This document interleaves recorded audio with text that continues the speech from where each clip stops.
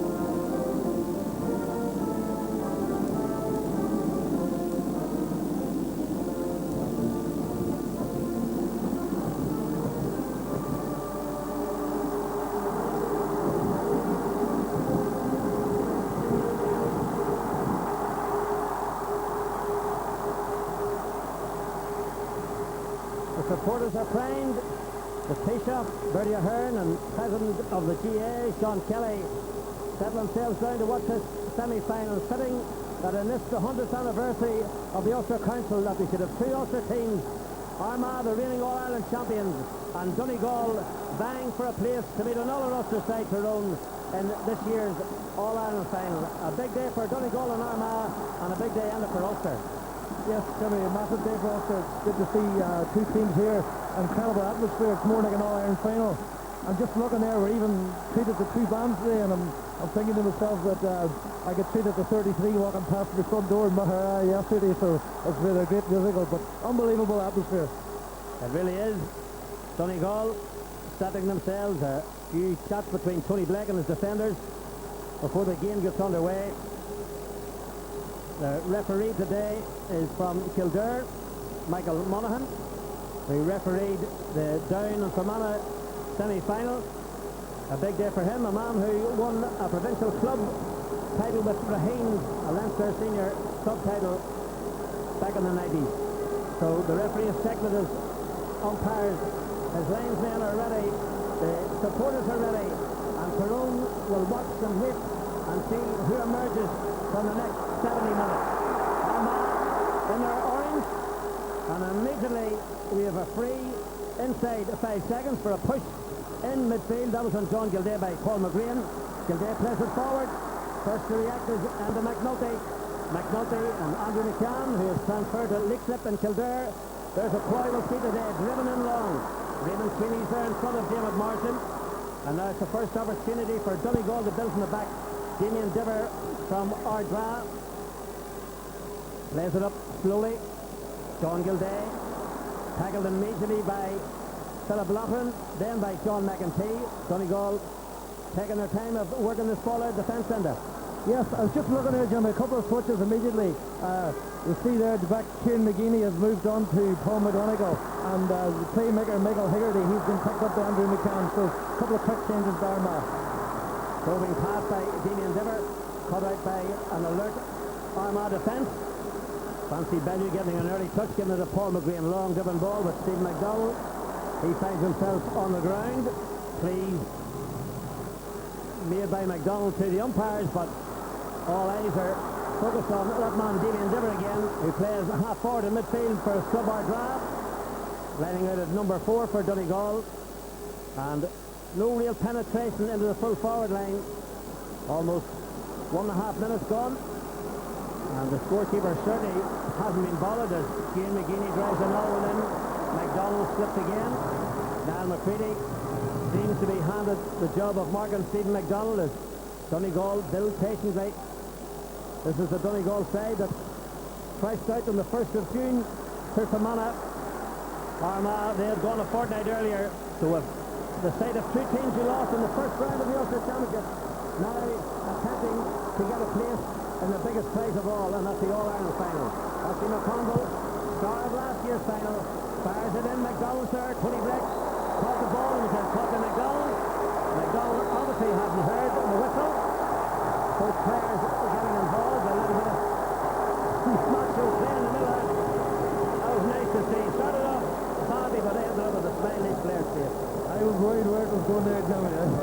They knew what was going to happen.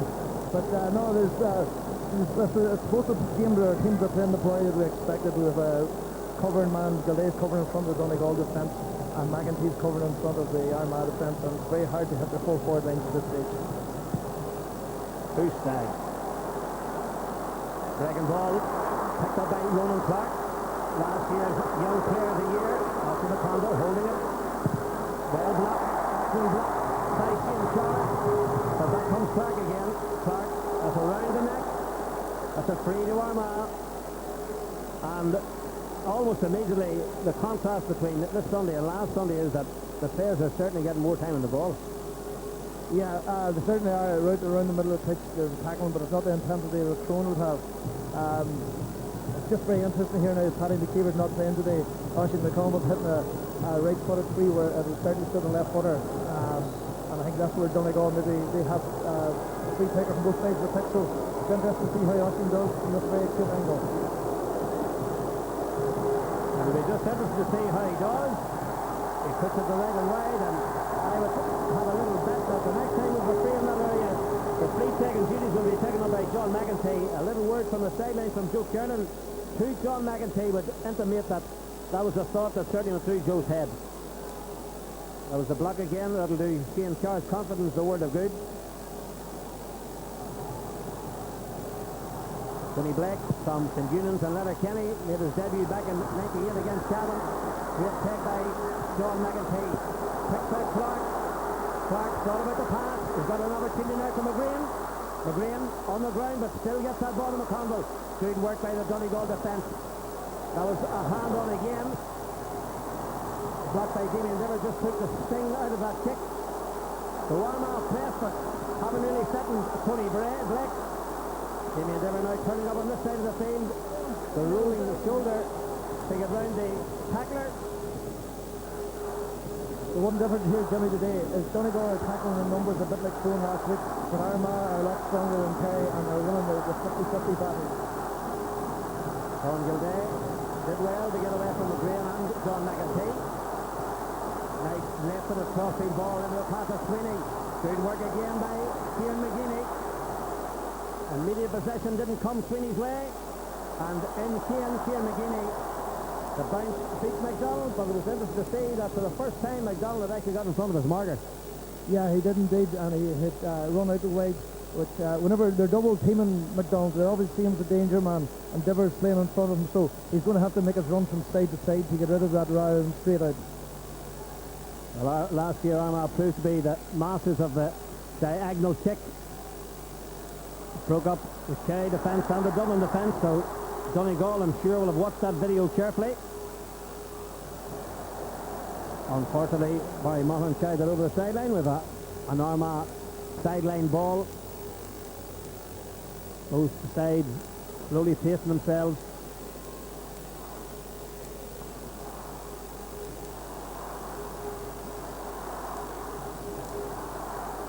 Armagh building again. Exactly 6 minutes gone in this first half. Per pass put out. Once again by, that time by Niall McCready, but the alertness of this Donegal defence. As off his man comes Brian Roper, feeds of the man, the overlap is Christy Toy. Toy pursued by Loughlin. Forced onto the left foot. Great strike from Toy. Will it hold? It does. 6 minutes and 25 seconds. Christy Toy, who scored the equalising point for Donegal Miners a few years ago against Down. That's a goal and 4 points this year, and that's a lovely strike. That's the sort of strike that you would just dream about to start off a match. First score of the game, that'll give him great confidence. He's a confident player. He has loads of natural ability, and to pick that score under intense pressure, I'll give going to really set him up. McGeaney just too far ahead, and the break is going to suit Armagh and Stephen McDonald, but McDonald just picked that ball off the ground. Seems to be the big thing among referees this year. They seem to have won something that they pick out every year, and this year it seems to be blowing up the rolling ball and picked off the ground. Yes, and someone has spoken out of turn because Michael Mullen has asked for the ball to be moved up. John Gilday drives it in towards Brian Roper. The little flick by Roper just didn't work. McNulty, or Andy Mallon, I should say, bundled off the ball. Armagh supporters thought they were going to get a free. Excellent work by Andrew McCann, bravely down, wins a free, and averted what could have been a very dangerous situation. John McEntee comes off his man, lovely speed on the outside to Aidan O'Rourke. O'Rourke with all the time in the world gives it out to David Marsden. Marsden inside to Clark. Clark swung around the waist. This will be an opportunity for a right-footed kicker. Archie McConville will certainly step up and be presented with this opportunity of bringing the sides level. Yeah, this is a free that should sit Austin perfectly. The 35 yards out, just slightly to the left of the post, still right-footed, and you certainly expect a man of Archie's experience to knock this over. A little breeze high up in the stand, but down in the field. Very little movement of the flags on the sideline as Archie McConville eyes the target. And there's a little band of Armagh supporters in behind the goals in the canal end. That's them up on their feet. They had their flags waving long before that ball went over the bar. Archie McConville's first point, and the sides are level after almost 9 minutes.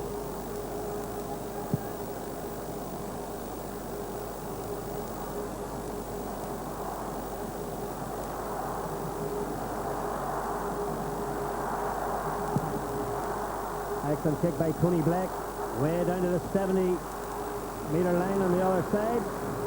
Armagh half-backs, however, very alert at the moment. McGeaney drops it invitingly in front of Ronan Clark. Clark to MacDonald.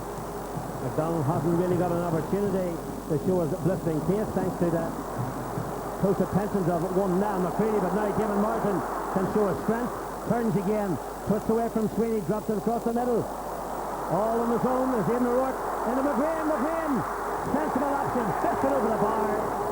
Combination between Martin and O'Rourke, and Paul McGrain gets his third point, and this is 121st game for Armagh.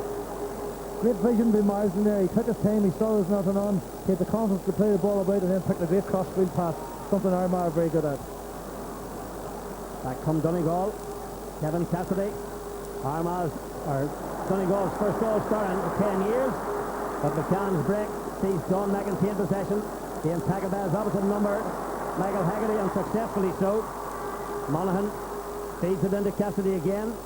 So the entire Donegal half-back line combined. Shane Carr and Damien Diver now playing at his close quarters. Poor kick by Diver. Easy cut out by one of the most improved players in the Armagh team this year. That's Philip Loughran. Last year's star Clark. That was a delightful ball, invitingly into the path of John McEntee. Excellent work by Tony Blake.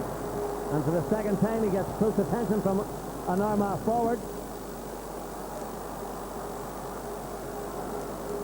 Shane Carr, foul. Tony Blake off camera there, had a little word with the umpire. And Michael Monaghan, he's going to have a little word with Ronan Clark. Interesting to note there, Jimmy, in the last couple of attacks, Armagh certainly get a bit more room in the full forward line, and I think they're constantly working. They're certainly slowly but surely opened up the Donegal defence. Yes, there's certainly an air of confidence about Armagh when in possession. Stephen McDermott. Roper. Foul. They're looking to take it quickly. They'll not worry, Fancy Billy will not worry about causing fouls 55 yards. That's where they want to keep Adrian Sweeney far away from goal. Good ball by Sweeney. Played in towards Brendan Devaney. The terrible twins who have caused so much havoc all year to opposition defences. However, that time Devaney loses out. And psychologically, that's a big thing for Brendan Devaney. Devaney likes to get the first ball, gets his first opportunity to stick it over the bar, so it'll be interesting to see just how he reacts to that. Armagh unperturbed as Andrew McCann plays a nice crossfield ball. Picks out John McEntee. McEntee plays it down the line. Martin lets it bounce. Can't hold it, however. Good work by the fullback Raymond Sweeney. And Sweeney has had a great year for Donegal. He certainly has. He's been a great addition to him in the defence this year, and I think a lot of people think he's a big reason why the Donegal fullback line has tightened up.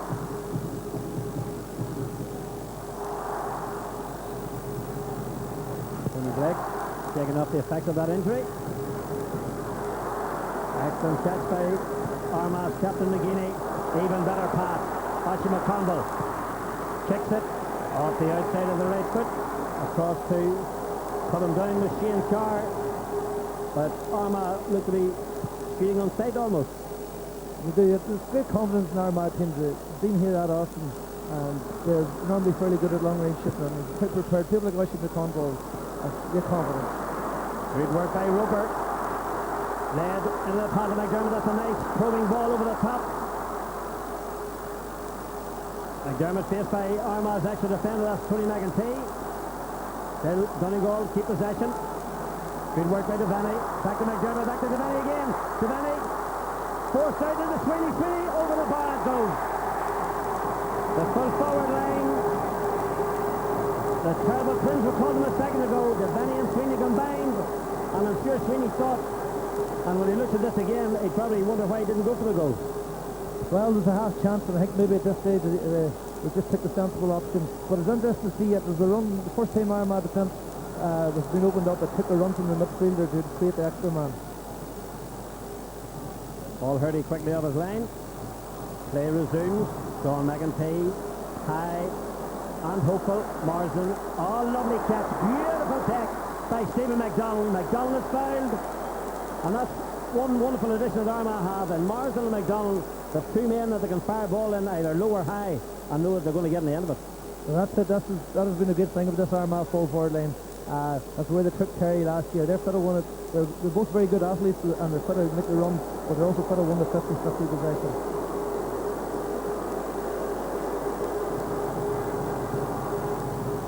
McConville strikes, scores again. Archie McConville's second point. 1 goal in 27 to his credit. Armagh take the lead again after 14.5 minutes in the first half. I think an early fixture of this game is how much Kieran McGeaney, Armagh captain, influence he's having. He had a poor game to his own standards against Leek, and has obviously hurt a man of his standards, so he's definitely lifted the ante here today and seems to be getting the better of McGonigal. Lovely take by Stephen McDermott. Long looping run. Ball played at pace into Haggerty. Haggerty immediately closed down by 4 Armagh players. Kieran McGeaney's one of them. And the referee read it that Haggerty had touched the ball on the ground. And this was all about controlled pressure, but quickly the ball is driven in. Marsden gets it. He's hauled down, but got away. And I think that reaction by Marsden showed that he would have preferred if the referee had given him the opportunity of going on, and just while Raymond Sweeney is being spoken to, Marsden is getting himself involved, but Ronan Clark is moving in as pacemaker. Yeah, Raymond Sweeney has picked himself up a yellow card, and he's going to have to be careful. And when you have a player like Dermot Marsden with his running ability, if he runs at Sweeney now, Sweeney has to be very careful. And I'm just wondering maybe would Arm or Donegal think of a switch. Raymond Sweeney booked. Archie McConville with a free. Moves back the requisite number of yards. So when he kicks his ball, he won't have gone past when the foul was committed. Right on top of Tony Blake, right on top of the crossbar. Off the bar goes again. Ronan Clark has it. Clark is down. They're getting the referee. And the referee is going to call for the ball. Everyone's witnessed his decision. And while that is happening, players are getting involved. So now it's the turn of David Marsden to be pacemaker. This would seem to indicate we're going to have a referee through ball on the 13-metre line. I thought we were going to have a repeat of the goal that Armagh got against Donegal in last year's Ulster final. Our ball came off the crossbar. The forward, I think it possibly was McDonald, very sharp in there, but I think it maybe come off the post. I'm not sure what happened, but seemed to be a lot of off the ball antics. There's an Armagh player down, and it looks to be Stephen McDonald. That's exactly who it is. So the Kalibi man, they collected an All-Star last year. Seems to be slightly shaggy. And now we're going to have a throw ball between a player from each side, but the referee, Michael Monaghan, is going to go over to his linesman, is it? In fact, he's moving across and asking John Gilday to go off the field. Now this is obviously something that has been talked about during the week. The Donegal doctor is treating him at Austin Saturday, and that brings to see that the referee have moved across and put the man onto the sideline, probably to put down Attain tactics if he thought they were being employed. Yeah, but I think in this case actually it's very genuine. Donegal weren't looking to hold the game up. Gilday was getting treated well off the ball, but I can understand after last week's episode what they meant. So Donegal, after that let off, is Loughran attempted to pull on that ball at the sideline. Rather scrappy play. No one really coming to grips with either the situation or the ball. Brenda Benny gives it back to John Gilday. Driven ball in towards Sweeney and Roper. The height of the Armagh defenders will be tested. And now it's Roper with the right foot. Swings it over. Usually so active with the left. That time it's with the right. And young Brian Roper, only 5'6", brings the sides level again. He's not big Roper, but he's a great work rate, and he gets in where it hurts, and he done very well to get in under that breaking ball there, and he's very sharp to pick a score. So both teams then employing the long ball and trying to operate on the breaking ball. As we have again this time, Andy McCann couldn't get it, but Paul McGonigal managed to play it in. And such the strength of the Armagh defence in midfield that if the ball doesn't go directly to hand, that they are very, very quickly in to pick up the breaking ball. John McEntee lays it off, gives it Andrew McCann again. McCann and Ronan Clark combine. That was Roper, the man who brought them level, who got in the tackle. Now that very quick pass of Andrew McCann, you can put that down to the fact that he was closed down so quickly. His pass didn't go to hand. Damien Diver. Lovely ball. Dropped invitingly into the path of McDermott. Well played in by McDermott to Devaney. Devaney moved aside of Enda McNulty, but snapped his kick and kicked it to the right. And that's Donegal's first wide after almost 20 minutes. I was just looking at that last bit of Donegal defence. They had 11 outfield players inside the 50-yard line. And they've obviously watched throwing last week and saw how effective it is. Not really worried about what criticism takes. They're only really worried about the results. Just looking at that there, you'd have to question maybe was there a penalty there. It certainly looked dubious, although the referee was a bit of a distance away. Andy Mullen, he's been attended to. Sean Gilday has been attended to for the second time. In fact, at the moment, you'd almost think it was a battlefield out there. Yeah, well, it's a physical game. They're two big teams, and you know, there's going to be knocks. It's a physical game, and these two teams play it to the limit. But there's no theatricals. These men are taking knocks. You know what? Possibly unlike last week, where there was a few men who did the most of very minor knocks, to say the least. These people here, there's hard hits going in here. Michael Haggerty chips it into Devaney. Devaney turns away from his man and then loses it. So the impetus has been lost, but can he redress the balance? Sweeney's under it. Back comes Devaney again. And that all-important shoulder saw that ball pop out of Brenda Devaney.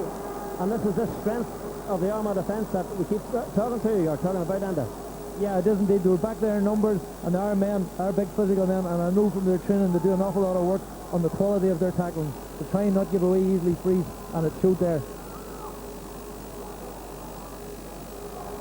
Paul Hurdy, left-footed kick out, took over from Danny Toni. Paul played on the ground, and that'll be a foul because the player who played on the ground wasn't in possession. So free for Donegal, quickly taken. Paul McGonigal strokes it in towards Roper. Roper, McGonigal can't get it. Roper using his soccer skills there. Tipped the ball into the path of Kevin Cassidy. Didn't quite catch it, Cassidy. Easy collected by Hurdy. And Hurdy, a long distant pass into the path of Paul McGuinn. Yes, this game certainly slow in contrast to the speed and intensity of last Sunday. But here's a chance for the speed to be picked up again as Steve McDonald gets away from Niall McCready. Gives it to Marsden. Marsden back to Archie McConville. McConville the left foot. Lovely strike. But goes to the right and wide. Deserved better. But it was a slow, measured build-up. It was indeed. Armagh worked very hard at not giving away possession, and they'll wait until there's something happening. And then whenever McDonald did break, there's 2 quick passes. Marsden and back out to McConville on a shot. Very unlucky. Michael Haggerty being tackled by Andrew McCann.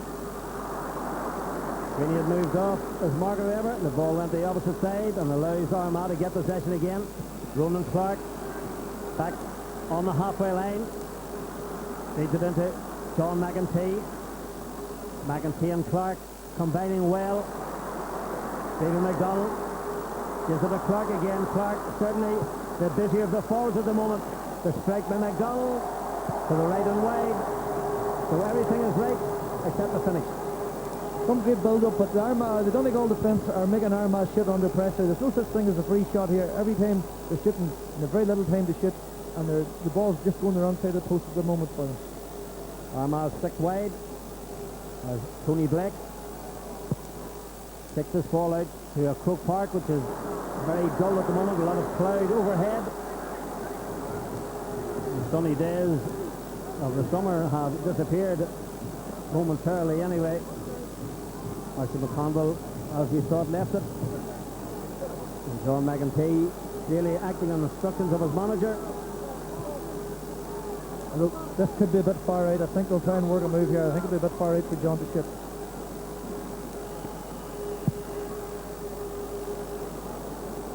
I wonder how these boys would try and make the tell lives in them. I think he heard me. He just wanted to prove me wrong. It certainly tried very hard. There's a man in shot. Seamus Longley got tremendous delight, as did all Armagh supporters last year when Armagh won their All-Ireland title for the first time. Looking down as both of these teams level after almost 25 minutes of the first half. Armagh enjoying the most possession, but Donegal keeping them level. 3 points each is John Gilday. Plays it inside. The Dennis Kamala's man. Roper has got a man in the overlap. That's their centre half, Barry Monaghan. Monaghan strikes and cuts just under the bar by all 6'4" of Paul Hirty. Philip Loughlin. And Aidan O'Rourke. O'Rourke lost out and still a time to gather that ball. Andy Mullen has come away from his defensive duties. Give it to Stephen McDonald. And you almost feel, Enda, that Armagh have too much time in the ball. Sometimes I wonder if this Armagh Jimmy team, do they do just as much as they have to? You never hear them really putting a team away. And you feel as always that they're playing in themselves, they're squeezing the team until they're ready to choke. Paul McGrain, and now it's Andy Mullen's turn. And just like McDonald and Archie McConville and McDavid Marsden, his effort goes to the right and wide. The only excuse he has is that he's a defender. And now in the modern game, now I don't know if that's the excuse, but the problem I think with Armagh so much room out around the middle of the pitch is because Donegal have so many men back in the full back line, and they're giving Armagh nothing to hit. And I think that's the way they're holding it up and playing it slowly across, and possibly away so much long range shooting as well. PJ McGann, Brian McInnes, and Coach Anthony Harkin all in shot there, giving instructions and having discussions on the sideline, watching Michael Haggerty being harried and hassled and eventually forced back. Here McGuinness just allows Paul McGonigal to get that ball. Sweeney, tackled by Bellew, does well. Sweeney holds it up. Excellent work that time by Tony McEntee across from Bellew. That was a late tackle, and that was a silly tackle because that ball is going absolutely nowhere, and now Donegal are going to be presented with an easy opportunity to take the lead for the second time. Yeah, that's true, but Francie Bellew is normally fairly disciplined. He's normally fairly quick, but that was a bit obvious to give it away. He's given away the free because he put himself under pressure with he's only got a ticking, but that was possibly a bit of an offence. I doubt if Brenda Fanny will ever get an easier opportunity to take a score. And he doesn't. Donegal take the lead after 27 minutes of this first half. 4 of the Donegal forwards have scored. 4 points Donegal and 3 to Armagh.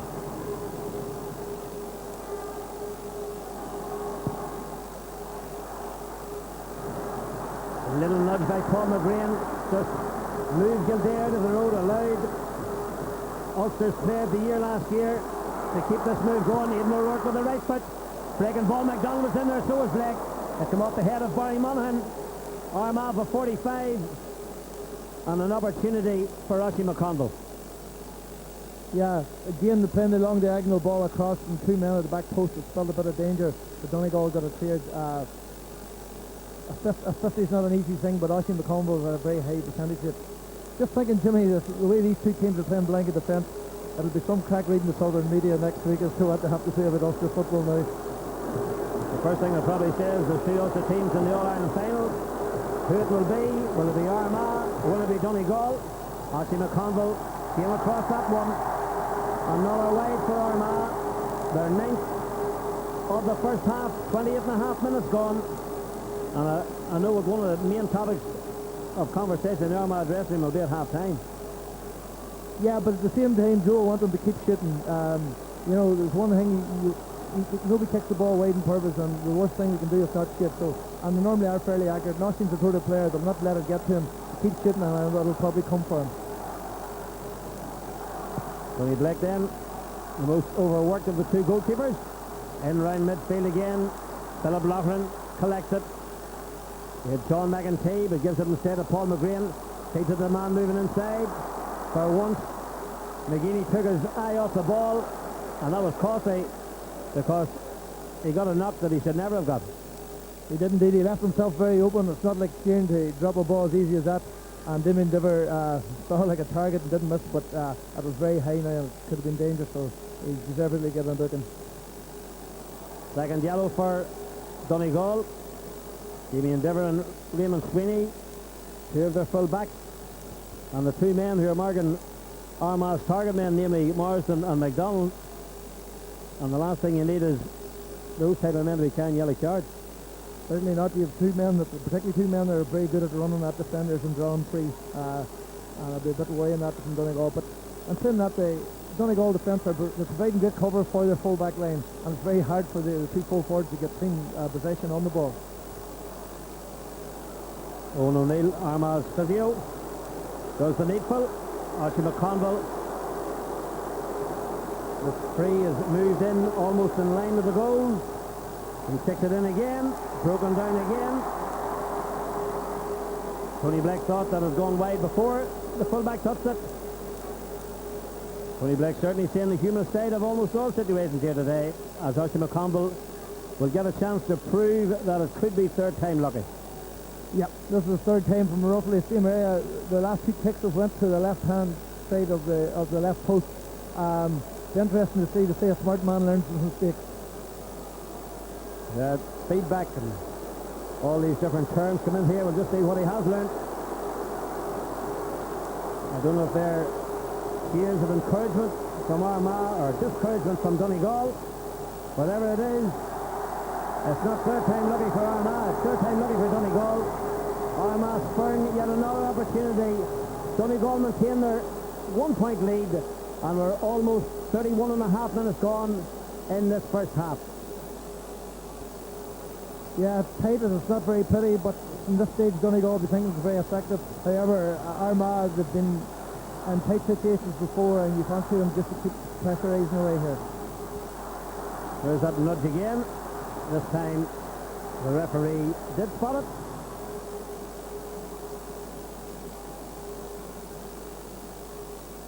So our text numbers up on the screen: 07764 355 202. Plenty of things to talk about. One could be the fact that Donegal insist on giving the ball away, and Armagh also insist on not taking all of their chances. Dave McDonald deliberately let it bounce, and David Morrison tried to flick it inside, but excellent work there by Raymond Sweeney ensures that it's Barry Monaghan who comes away with the ball. Played across to Paul McGonigal. McGonigal held around the waist by McGeady. Down he goes. Paul McGreen ensured that he wasn't going to take it quick. John Gilday, on the other hand, is trying to ensure that both players are given a bit of room to take this free.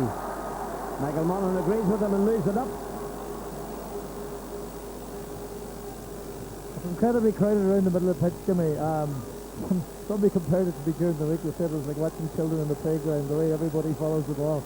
This new regime of football. But it's certainly very effective. James Moylan thought it was like Times Square in New York. That time, Brian Roper showed that it's not just the Armagh forwards who can kick it wide.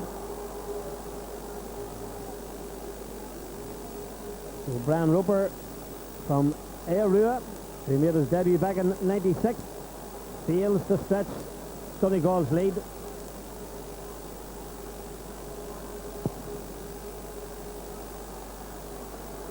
Hanging ball again. Green couldn't get it, but John McEntee could.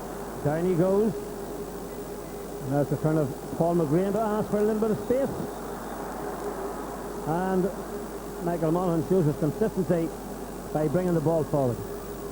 So that'll give an indication. There's been a little word to referees during the week to ensure that play does move a lot quicker, that it's not held up, and it gives people like Ossie McConville the opportunity. And it now falls to David Marsden. Marsden, Roland Clark. Clark spins through a little space. Tony Blake, let it go wide. Armagh into double figures.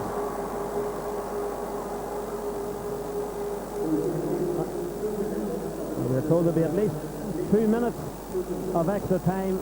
But all of these misses are certainly giving Donegal heart and a lot more confidence.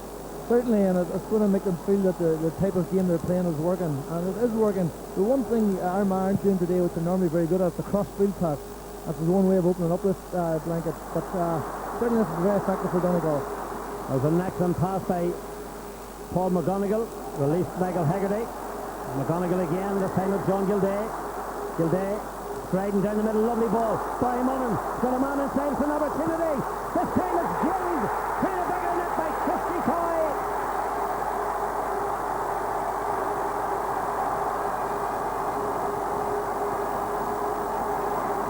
He scored a goal and 3 points before the day, and here's how he scored a second goal.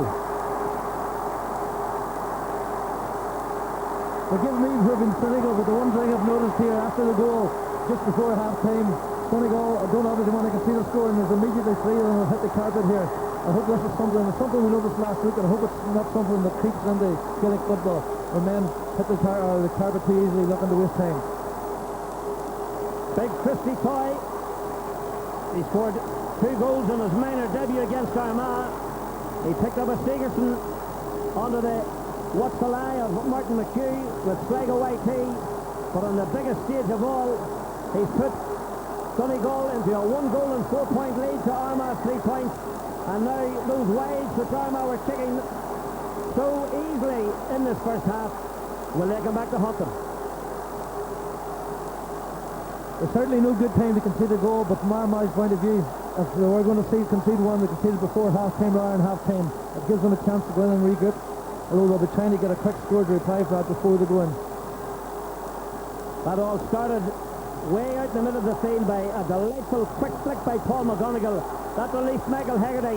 McGonigal, Gilday and Barry Monaghan all combined before that ball found its way into the path of Christy Coy. Now will Armagh pick themselves up, shake off this lethargy and convert their chances into scores. David Marsden, 45 metres out, drives it again and drives it to the right.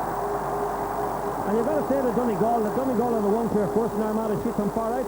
Certainly they're doing a very effective job. Although the one way to get this, I saw Shane McGinney had broke the gain line, was in behind there, and Dermot Marsden didn't take him out. And they're going to have to do that because that Armagh goal came from the half forwards, half backs and midfielders running in deep positions and crowding down past. And McGinney tried to do the same in our score. Philip Loughlin, beautiful tech, lovely catch. Shakes the man off, gives it into Marsden. Marsden gets away from Haggerty. This time Marsden shoots, and this time he does find the target. To the side, separated by Christy Coy's goal. There's true sign of champions immediately when they look under a bit of pressure. They come up 2 good attacks. One ended up wide, but Marsden has got a score, and that'll be a very important score before half-time now.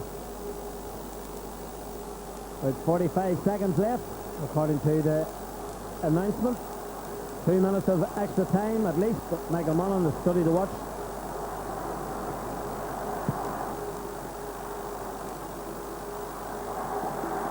Armagh's first score from the 14th minute. That point by David Morrison. In between those 2 points, Armagh had a huge amount of possession. Kicked an awful number of wides, 10 in all, 11 in all in the first half.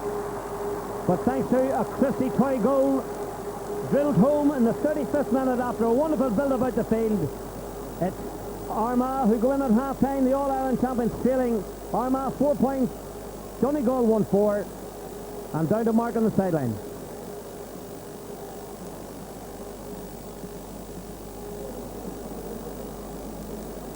Well, we can't hear from Mark on the sideline just now. He's been silenced, and one man silenced just before half-time there. Big Jarlath here. Not going well. Not going well, not a good game at all, Jerome. 17 frees, 12 wide for Armagh. Certainly not going as you would have intended. But what's annoying me from a, let's say if you could look at it from a neutral GAA point of view. Which you can't. Well, I'm going to try it now, Jerome, if you allow me. Stephen McDonald, Armagh's best player, I don't think has touched the ball twice. Brendan Devaney, Donegal's most exciting forward, hasn't touched it either. There is something wrong with our game when good players like that, flash players, skillful players, are not getting on the ball. And the amount of times, okay, Toni is very effective playing as an extra half back. But whenever we get the ball up to a certain place in the corner, and we have to play it, along the sides, because you can't play it up the middle with the amount of players that are there. Players are turning around, and there's a mountain of Donegal players in the middle. There's no Armagh players forward at all. Everybody's thinking defence, and it's the same on the other side as well. I wrote after about 7 minutes, maybe 10 minutes, I could understand why Armagh haven't conceded a goal yet because of this blanket defence. There comes a point, and you cannot penetrate. Well, hold on, you guys started this blanket defence idea. That's the Armagh tactic. That's what you do to teams, so you can't have it both ways. Well, I know that, but what I'm saying is, it doesn't look well when you have two teams playing it out there, and it's not a good game of football. And I just hope now that the game livens up in the second half. Donegal, ironically, I think that this goal before half-time might take Armagh up. I mean, 12 wide, they just have no ideas up front at all, and it's because of the type of game that they are playing. Very disappointing. Mark. Yeah, well, I'm happy as a Donegal man. It's definitely a poor first half, no doubt about it. Armagh have had all the play, but Donegal has made the difference. They've kicked the ball over the bar and they've got the goal. And what they did is, what Armagh are not doing, is they ran through the Armagh defence to get that goal. But as Charlotte says, it's a disappointing game. It's a very poor match, because what you have is you have 7 defenders playing on each side at least, and not 8 or 9 at times coming back. So it's very hard to, have good football out there. And Armagh are not punishing Donegal by not scoring the frees, especially, and that's making a difference. Archie McConville, probably the best free kick in the country, is off for the frees. But, it is a disappointing thing, and I'll be disappointed in Donegal's supporters actually booing Armagh when they're taking the frees. We don't want to see that. I don't see that creeping in. But, I think that Armagh are going to have to, looking at their own game, they're going to have to revert back to a 3-man full forward line and change their style of football, because it's not working. We can see it down underneath us here. They're trying to play the ball up, and what's happening is that the wrong players are getting on the ball to have the shots and that there, and they've kicked 12 wides. As well as that, they've got 3 balls into the goalkeeper's hands, where Donegal have only kicked 2 wides. Definitely been a poor first half. The critics will be sharpening their knives or their pencils or whatever, because it's been poor apart from, there's only 6 points scored for the first 34 minutes. Yeah, that's right. It is. I'm just looking at the Armagh team here and seeing if Toni McGinty is working definitely as a 7th defender. I mean, the amount of times the ball has come in and he's been there to get it, but there's no attacking. There's no bite to the attack at all. And got to hear from Benny. Okay, Benny's there with Mark. Thanks, Jerome. We just about grabbed them away there from another station. Benny, I suppose fair to say that no sign of panic in Armagh, just that you've been at this stage before. Yeah, we have, but we wouldn't be happy with that first half performance. We started with 6 or 7 wides, and we're not as composed as we have been in the forward line up to date, And if we're going to shoot as risky as that, we're going to be in trouble in the second half. It's only called a closing time. What will Big Joe be saying just next door just now? Well, there'll be a few expletives thrown in there, but he won't be happy. We had a game plan going out, and we haven't really been sticking to it. So the first time ball in hasn't been working for us, so I think we're going to have to run through them the way Donegal are doing it us. You're not need reminding, first goal is conceded this season. Yeah, well, I don't think we can blame Paul Harry. That goal came from deep. There was an extra man not picked up, and Christie Toy finished it, and I don't think even me and my best they would have stopped that. You still confident? We are a good second half team, and Joe will do the business at half time, and we'll come out fighting. Darren, we'll be delighted to hear that. Back to Jerome. Could be a long half time, even longer than Armagh as usual. There's a few things to sort out there at half time. Let's start looking through some of the inserts, and the first one actually raises the point you made about Stephen McDonald not getting on the ball. It's a point for Donegal, but look at McCready getting in ahead of McDonald. McCready is the right man at the right place for Donegal. You know, Stephen McDonald scored 4-10 up until now. You needed a man like McCready to keep, if any was going to keep him score field. Unless, of course, Roper gets the ball. You know, for such a small man, he's so terrible at running at the Armagh defence. And the ball comes up, you know, there's some now penetrating that Armagh half-back line. And a superbly taken point by Michael Haggard. You know, from a bad angle on his left. Just a difficult start and a great one to start off. But Donegal started very, very lively. Christy Toy puts it over. An excellent start for them to get their confidence going. So do you want to Well, I think that's the right way to play. You know, Christy Toy in the road clubs going forward, but he's like defending. Christy Toy has probably been the player of Donegal the first half because he's got the golden points from play. See that point when he's cutting across the field, taking the rope away from his own position and doing that. You know, that has been the difference. Armagh are not able to get through the Donegal blanket defence, where Donegal, when they get the ball, it's been hammered in the middle of the field. They're completely out of it. Armagh won all the ball in the middle of the field. But the difference is that when Donegal won the ball, they make it far more useful. The same thing they did against Galway, and, you know, interchanging the play and doing that there. Armagh don't seem to be able to do that there, and I, you know, from an Armagh point of view, I expect them to change the style of football the second half. Well, as Benny said, their game plan hasn't been working. Let's have a look at a couple of the goal chances, one for either side. The first one for Armagh, and Diarmuid Morrison down the right here, got into the corner, and Stephen McDonald is having to come deep to get the ball. Diarmuid Morrison, I find whenever Armagh players turn in that position, there's nobody to get the ball. That's why Diarmuid finds himself having to carry a double bounce, by the way. Well, you know, I didn't actually get to see him that throw. I can't make a comment on that. Yes. That's Paul McGrain. You know, he had Paul McGonigan very, very tightly on him. Paul McGonigan half forward on his own half back, on his own full back line. That's the type of game Donegal are playing today. So I think he took the right option there. This is the Donegal one now. Yeah, it came all the way across the goals, Martin. Yeah, we just see it here. Brian Roper's worked hard, and see Brendan Devaney getting on the ball. He puts it across. It's good movement. That's the way. I think it's what they have to do. And he gets in here and gives a good ball to Adrian Sweeney. And he does maybe go for the goal. He could have kept it low. But that's what Donegal are getting, you know, playing the sort of football in the running game, and they're playing it better. And it's hard for Adrian Sweeney and Brendan Devaney, the man on the inside, because Tony McEntee is actually, we see it here, Sam Fonte, you're trying to get the ball down the line. Both teams. But suppose looking at it is a disappointing, and what I was always saying from last Sunday's game looking at it is Brian Dooher as a working wing half forward more important to Gaelic football than Darrell Shea or the man here beside me catching the ball and having that talent? Or, you know, are we going to do with this kind of football, are we going to do away with the small talented player and all that with a blanket defence? Now you have to look at the teams to play, how to play against it and everything else, and you know, maybe looking at it, the way to play against it, and I would say that the team going up against it is big strong men, and maybe this would need fellas that can one ball and one the battles. You still need the high balls in there, and that's what happened for what I think should have been a penalty for Armagh. We'll have a look. I've seen this once. That's the many times the referee has seen it. I immediately thought it was a penalty. Now, if at this point that it's a penalty, no, this one. Yeah. You know, Yeah. Tony Blake definitely pulled him down. No doubt about that. He's pulled down. Martin? Yeah, it definitely is a penalty, I'd have to say, and even looking at it, when you see it there, it was a penalty, and I don't understand you know, how the maybe, referee didn't give it. yeah, well, Yeah, maybe but like ran the, away from it. Look how the referee's away from it. Yeah, yeah. You know, now it comes in. Also unlucky. It doesn't make you go in. I know, but look, there it is. He's blatantly pulled down. Reminiscent of McConville And then he last lays year. on top of him. McConville and all that. Still on top of him. actually the second thing when he jumped there on top of him was more of a penalty than anything later. Two penalties. But I think that was a penalty. But I think maybe people say Donegal's having a wee bit of luck and everything else, but in the end up you make your own luck, and that's the difference. I mean, there was a stage that first half it could have been 10. Are you not worried though? This is exactly the way Armagh played. Low scoring first half. Something happens maybe just before half time, or Joe throws something out of the hat in the dressing room, and they come out firing in the second half. Well, I'm not worried. I'll tell you why I'm not worried. Armagh played all the football the first half, and Donegal are going in a goal ahead. Now, to be different if Armagh played no football and were only a goal behind, but they played the football. So You played a wee bit of football, you got a great goal. We'll have to have a look at that again. Yeah, I know that point of view would say maybe that bit of football, but I'm talking about in general. Armagh being completely on top. The other thing is the kickouts. Tony Blake, you know, it's important Donegal won the kickouts. He did change to taking short kickouts there, just taking the ball as umpire and throwing it short, which is very important, not to allow Armagh to get the big men back. And we just see the way they build it up here, and get young McDermott, he gets a good old thump here, but he gets the ball away. That's what you need. It's at that stage McDermott gets the pump that they've actually penetrated the blanket defence. That half back line, that wall that they have. He gets it over them and takes the rap himself and gets it on into the forward line. That's what you need. Midfielder running down like he did that there, and Christy Toy getting on the end, they're very good doing that, and keeping the ball moving forward. There's usually three going from there, and once he gets the ball over, it means that Armagh are exposed.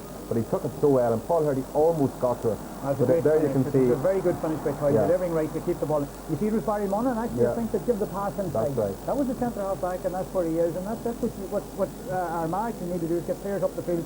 You know, when you get on the ball and make them, he finished it really, really well. He kept it down low, and as Tierney said, I don't think any keeper in the country, even Shea Given, wouldn't have saved that. Armagh don't concede many, that's for sure. It takes a good goal to beat them. Let's go outside and get a few more opinions. Gavin Jennings has a few guests out in the box here. Thanks very much, Jerome. I'm still joined here by former Donegal captain Anthony Malloy and by former Armagh manager Brian Canavan. Anthony, if I can turn to you first. Very similar to the Galway game. Donegal have been very economical in their use of the ball, even though the opposition seems to have most of the possession. Exactly, you know, it's hard to believe, you know, we're going into half-time and we're 3 points ahead. We've got to be fair, like we're taking a fair out tanking and around the middle of the field. But, you know, just looking at Armagh, like they've kicked 12 wide and compared to our one, like, and that just goes to show, you know, the supremacy that Armagh have had in the first half. But to be fair, like I'm quite happy, like we're going 3 points up.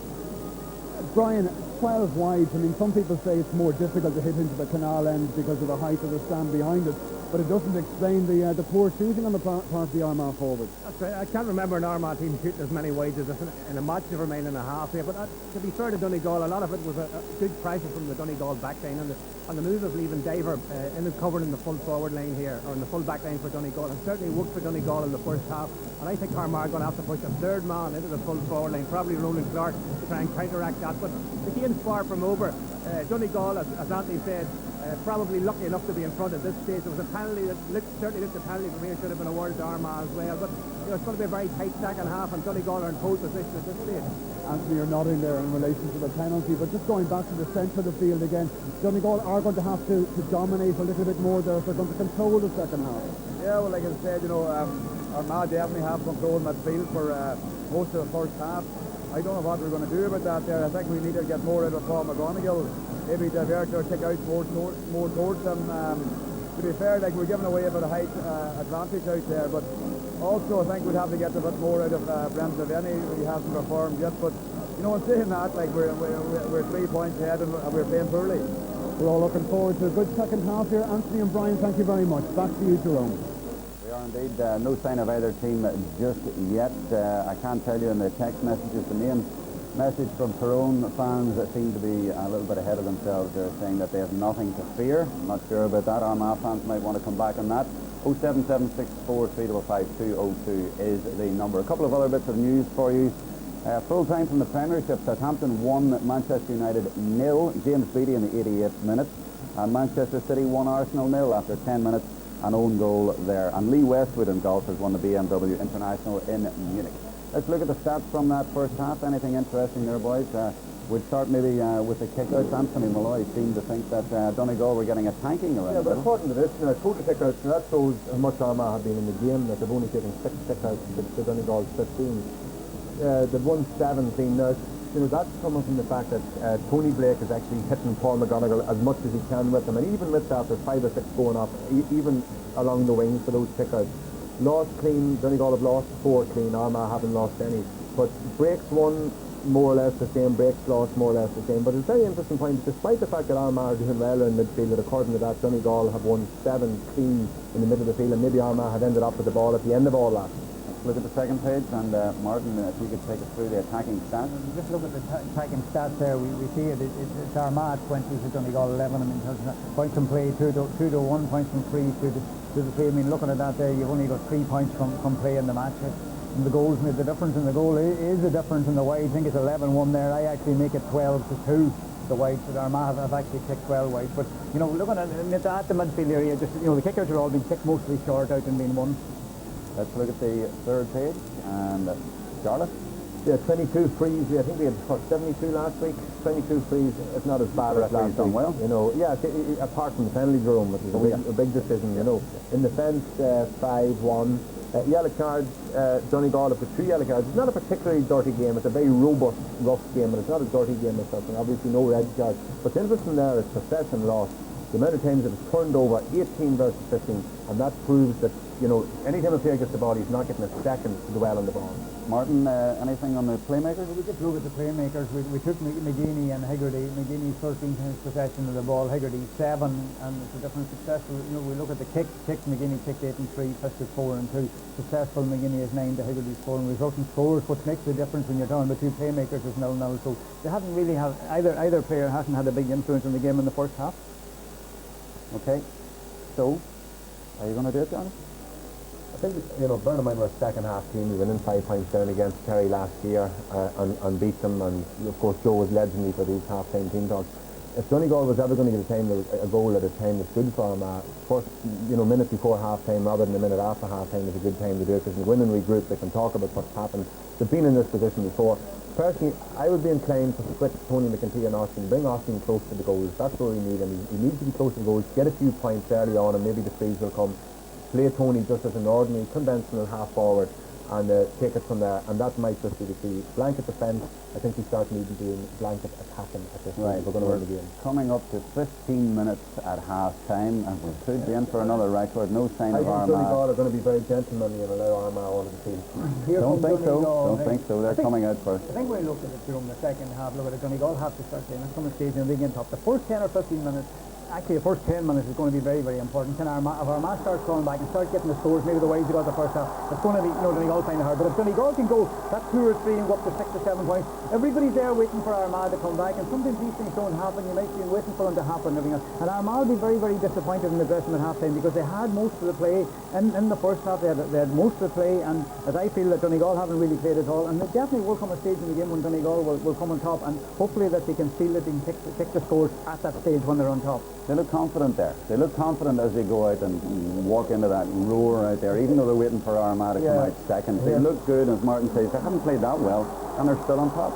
Yes, they are still on top, but you know, an economy of effort.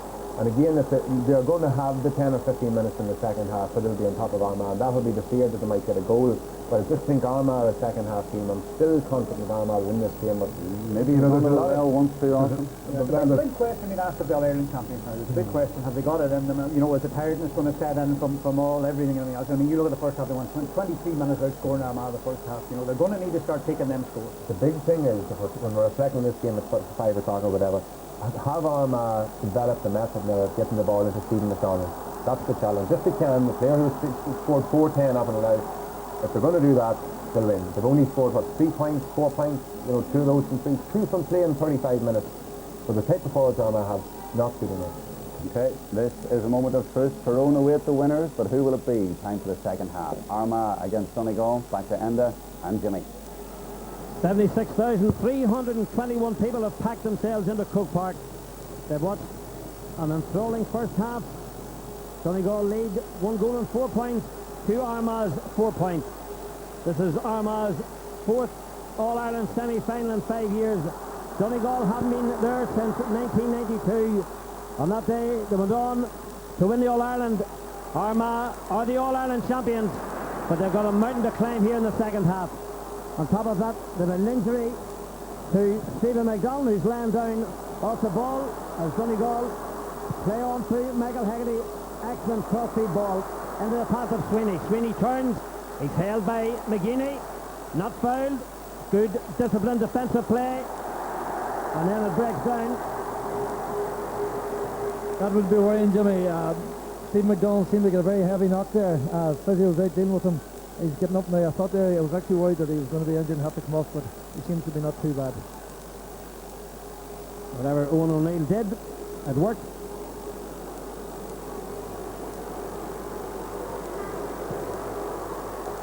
And that kick from Adrian Sweeney ensures that in his 80th game for Donegal, he's only ever missed 2. That was against Cork and Liscone in the league this year. And that point ensures that he scored in every game that he's played for Donegal, and that is some record. That's his 39th point this year. Donegal lead Armagh by double scores, 1-5 to 4 points. So a big, big test for the All-Ireland champions. Paul McGrain fouled as he kicked it.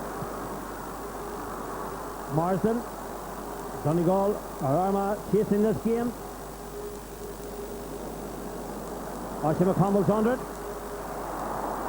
4 Donegal defenders in there. And back just to help out, Michael Haggerty. The goal scorer, Toy. Poor pass, Cian McGinney got his hand to it. A vital interception, Archie McConville. This is where he started last year for his goal. Excellent block. Damien Diver came across and blocked him. And one of the things we talked about at half-time was the possibility of a change in free taker, and that's exactly what has happened. When Archie McConville was injured, Stephen McDonald stepped up to take the role of free taker over, and Michael Mullen having a word with his linesman. Stephen McDonald just checking, asking can Michael Haggerty be moved away.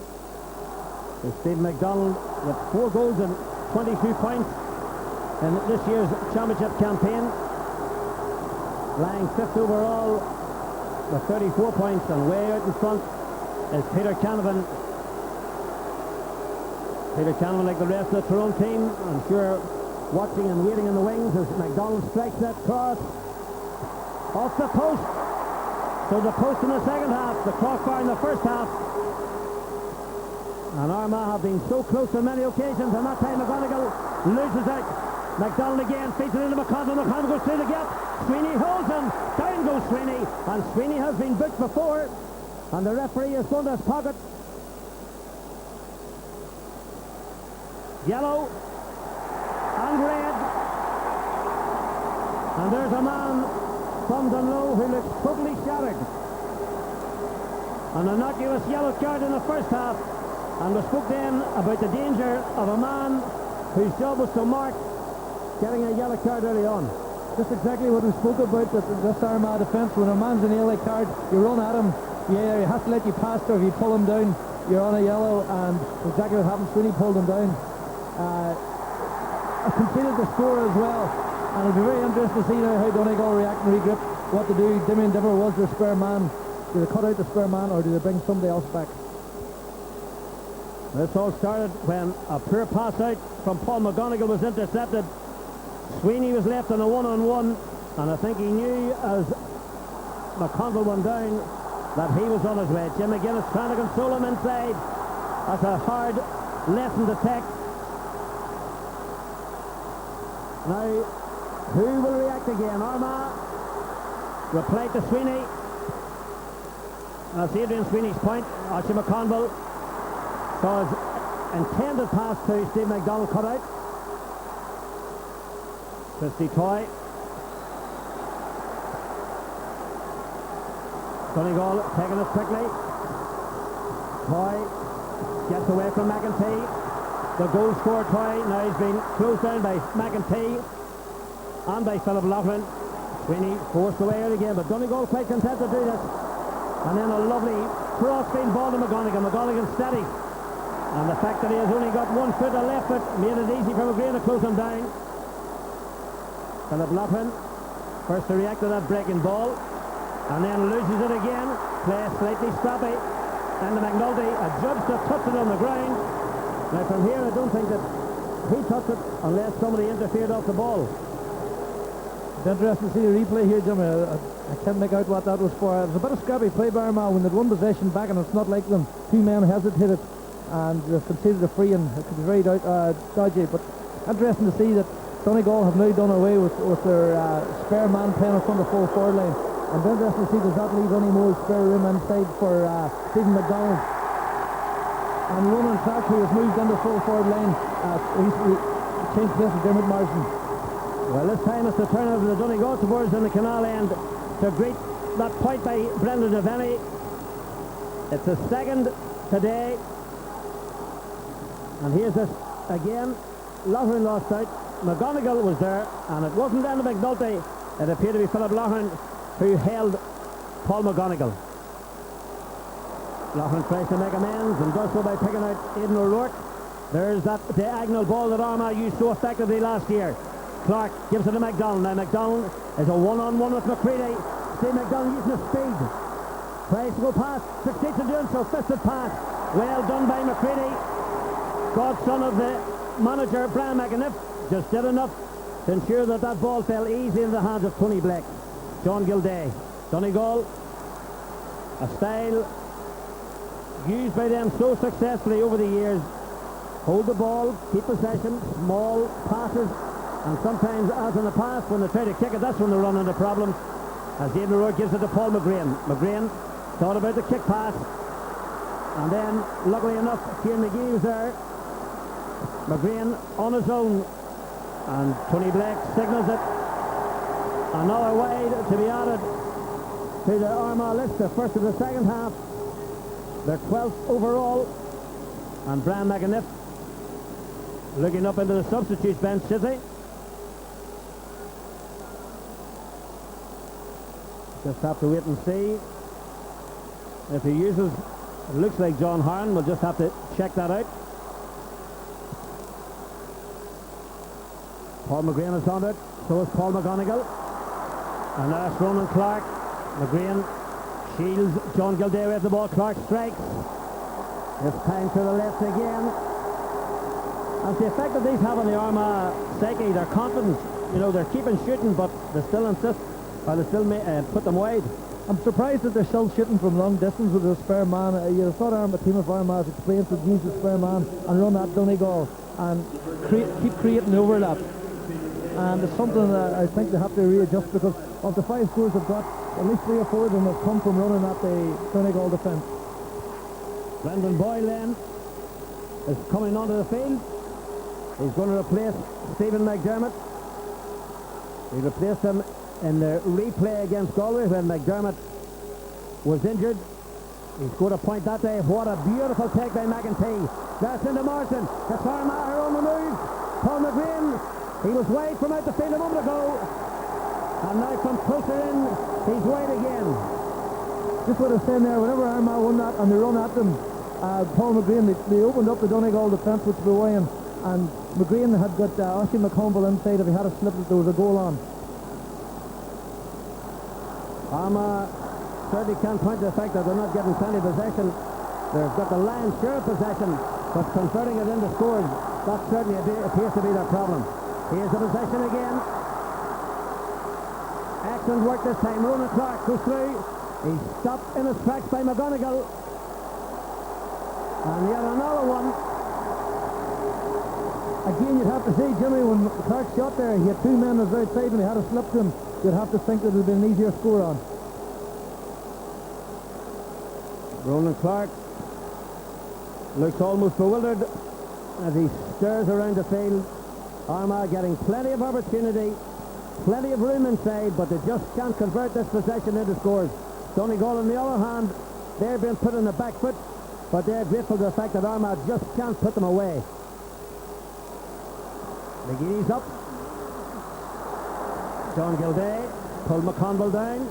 McConville's looking to take a quick free, but John Gilday, I'm afraid, looks as if it's more than a tick. Yellow card for John Gilday.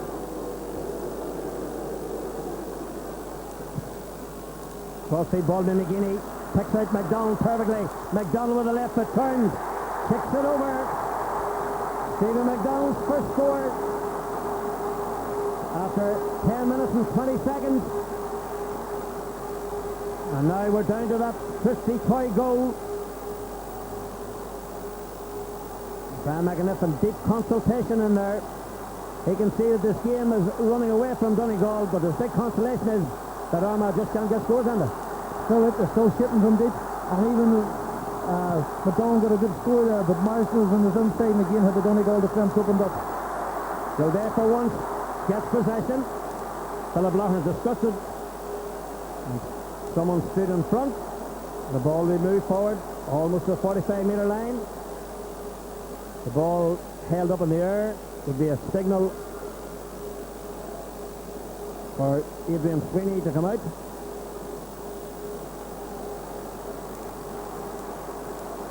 And don't forget our text number. I'm sure there's plenty of things you'd like to talk about.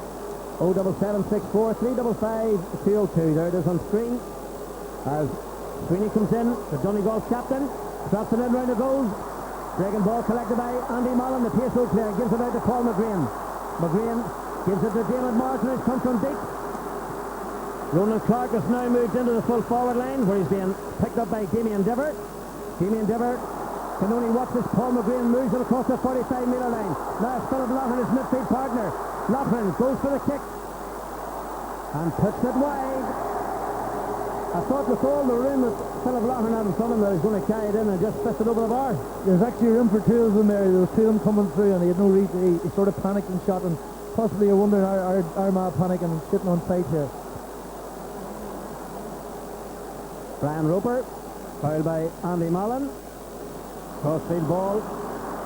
Donegal moves forward again. The first touch for Brendan Boyle from Anthony Malloy's home club of Ardra. Devaney with the right foot. Kicks it to the right. So this shooting malaise has spread to Donegal.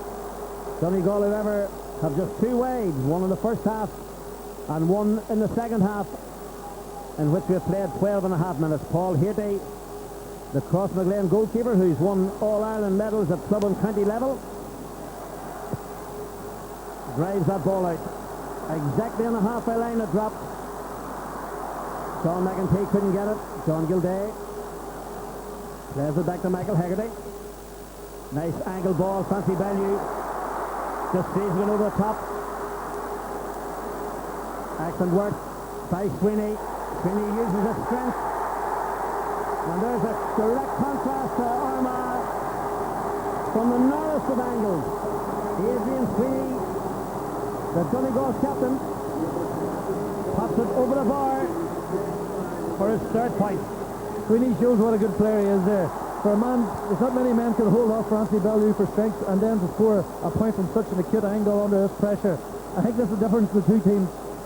Armagh are panicking and Donegal are a lot better in front of goal. Jim McGuinness has been introduced, one of the few links with the 92 squad. He's replacing Paul McGonigal. His first touch, however, was beaten down into the path of an Armagh forward, and now finds his way to Stephen McDonald. McDonald tries to get away from Mel McCready. Good work by McCready, gives him turn to Marsden. Marsden tries to do a Sweeney, and for the third time the post comes to Donegal's rescue. Is this going to be Armagh's day, or is it going to be Donegal's? That's an excellent ball, drilled over the top and into the path of Jim McGuinness. Jim McGuinness from Niamh Connell, and the Toy, and the Brian Roper. And all Donegal need to do is to keep possession, but instead it's Andy Mallon, broken away, well held, and then dropped by McEntee, and now it's Loughlin. Given back to McEntee again. And I think if this was basketball, Joe Kiernan would be called for a timeout. In fact, the referee has come to the aid of Armagh and called the play back for a foul in the middle of the field. Joe Kiernan being assisted there by the linesman Brian White. And the player was fouled as he struck that ball. So a free for Armagh. 4 points behind at the moment. Donegal a goal and 7. There's 15 minutes gone in this second half. The referee, I think, has suggested that he's going to play on. A point I heard mooted by Mark McHugh during the week. Very quickly then, Austin Finnerty sprints to the sideline. Ian McGinney, the Armagh captain, and Joe Kiernan is using the opportunity to have a word with Philip Loughlin. Short ball, played in the path of McDonald. McDonald with the right foot. Yet again, a drift to the left.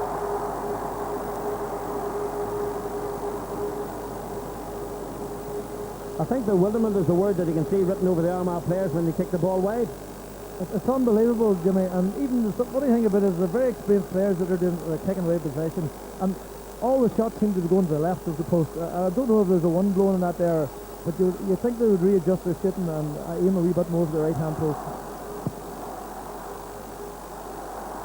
16 minutes gone. Michael Hardy picks it up. Gilday through the middle. Appear to be a shoulder in the middle of the back, and that's exactly what it is. Andy Mallon will be going on hot pursuit of that ball, but it's a free for Armagh, taken by Ian McGinney and taken quickly and taken poorly, it has to be said. Haggerty using his speed to shoot through the middle. The Kilcar player is grounded. And that was a clear example of good possession being given carelessly away. Again, McGeaney had a simple pass on in front of him. They tried the longer, more spectacular pass and was intercepted. Now he could easily end up in a Donegal score. Philip Laughlin incurs the wrath of the referee. Armagh's second yellow. Armagh 15 players to Donegal's 14. And it's Donegal's number 14 who's taken at the moment. What a catch! What a brilliant take in his own line by Toni McEntee. Immediately the ball is kicked out to Laughlin. Laughlin to Paul McGrain.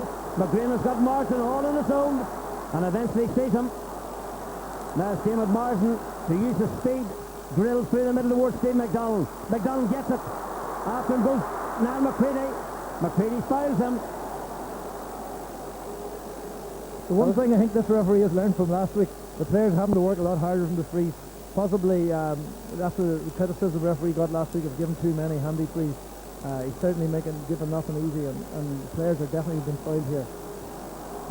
That was a beautiful pass in by David Marsden. You'll notice that all the smiles belong to Donegal supporters at the moment. Will they still be smiling after the strike by Archie McConville as he kicks over his 4th point, all from frees. And we're back to a 3-point margin. Armagh supporters waving their flags all around Croke Park, hoping that can raise their heroes on the field.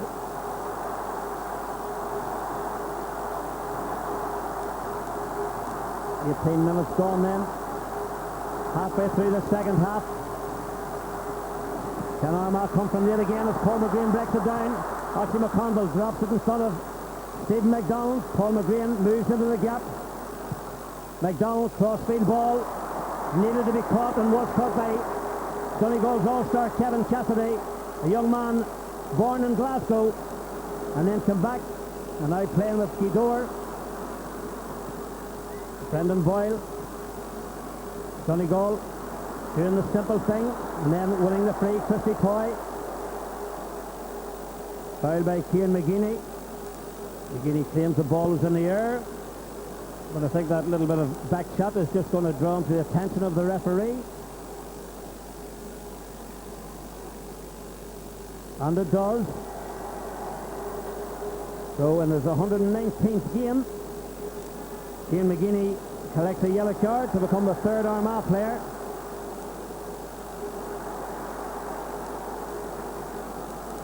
And the linesman is now having a word. Francie Bellew and Adrian Sweeney at rather close quarters. When the book comes out, now Adrian Sweeney has seen his brother being sent off, and I'm sure the last thing he wants to make it is in a family double.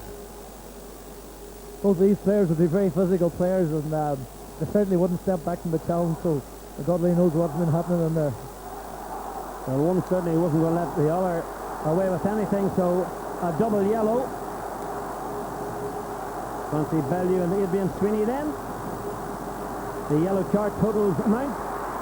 We can't say the same about the scores on the scoreboard, however, as Ciarán McGeaney carries it forward. Donegal quite content. There's 5 Donegal men in a line.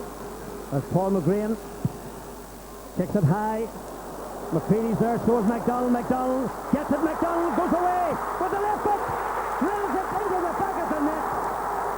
It was a one-on-one. Stephen McDonald on Mel McCready. And Stephen McDonald, who has scored 4 goals and 23 points, makes it 5 goals and 23 points. And in 55 minutes and 45 seconds, they're level in Croke Park. The great crossfield early ball, and the one thing you've got to give McDonald, one thing what I love about him, he's great at winning his own ball, and when the game hadn't been going really well for him earlier on, he's kept plugging away, and that's a massive score. Now listen to the Armagh supporters. Now watch the Armagh team as Martin gets it. Gives it to Philip Laughlin. Laughlin couldn't get it. And psychologically, this is where Armagh really need to turn the screw. Armagh need the next score. If they let Donegal in front of it, they'll be struggling uphill. But if they can get a score or 2 now, they could kill off Donegal. Christy Toy, the man who's goal in the first half, give us such an enthralling second. Bellew and Sweeney collide. The referee has called for a free. Francie Bellew would be well advised to move back. Adrian Sweeney thought about it, left it to Brendan Devaney, and the Donegal captain calls for the quick ball. Jim McGuinness wins a free, and a rather easy one of that it would appear to be. I think Jim has made the most of that now. It'll be interesting to see that one in the replay, but plenty of experience and he's nothing to learn, and he drew the free, and it's now in a very scoreable position. Well, if Sigerson medals are a barometer of experience, Jim McGuinness picked up 3, 2 with Tralee, 1 with Jordanstown.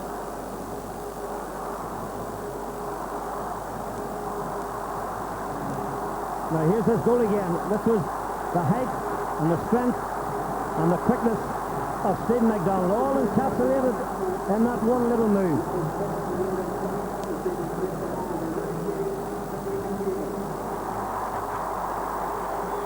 Now while we're watching that replay, Armagh are bringing on Paddy McKeever to replace Ronan Clark. Brendan Devaney, he looks at the goal. He's not worried about who Armagh are bringing on or bringing off. Brendan Devaney's third point, a second from a free. 1 goal and 21 he scored in the championship this year. But more importantly, Donegal are back in the lead again. Very important score for Donegal. If they can keep their nose in front here, well, they keep putting Armagh under pressure. They can't afford to let Armagh get in front of them or to run away from them. Brian McAniff paces the sideline.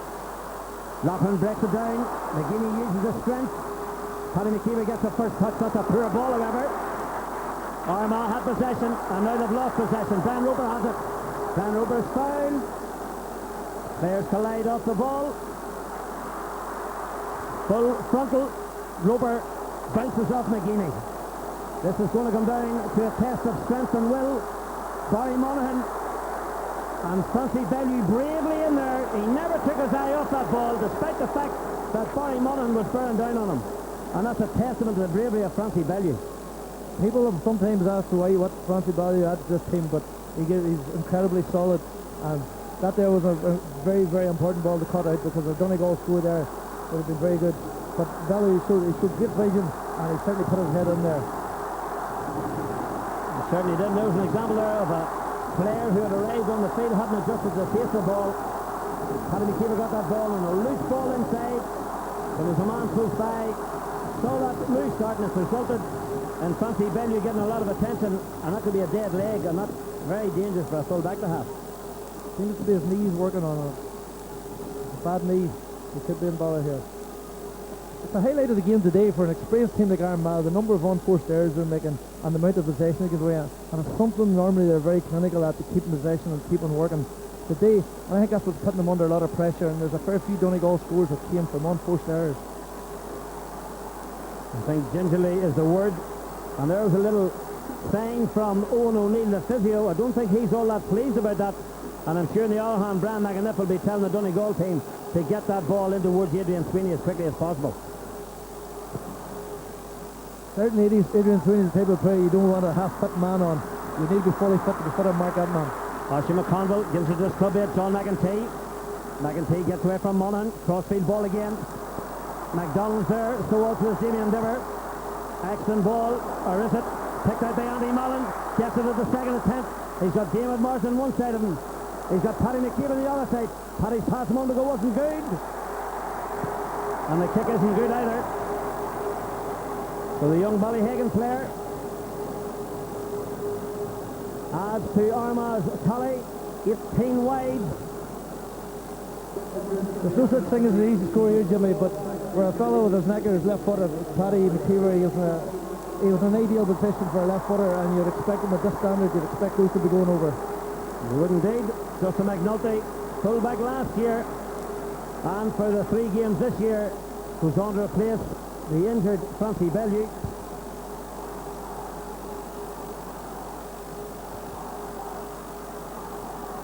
All eyes on the other end of the field as Tony Blake switches it across.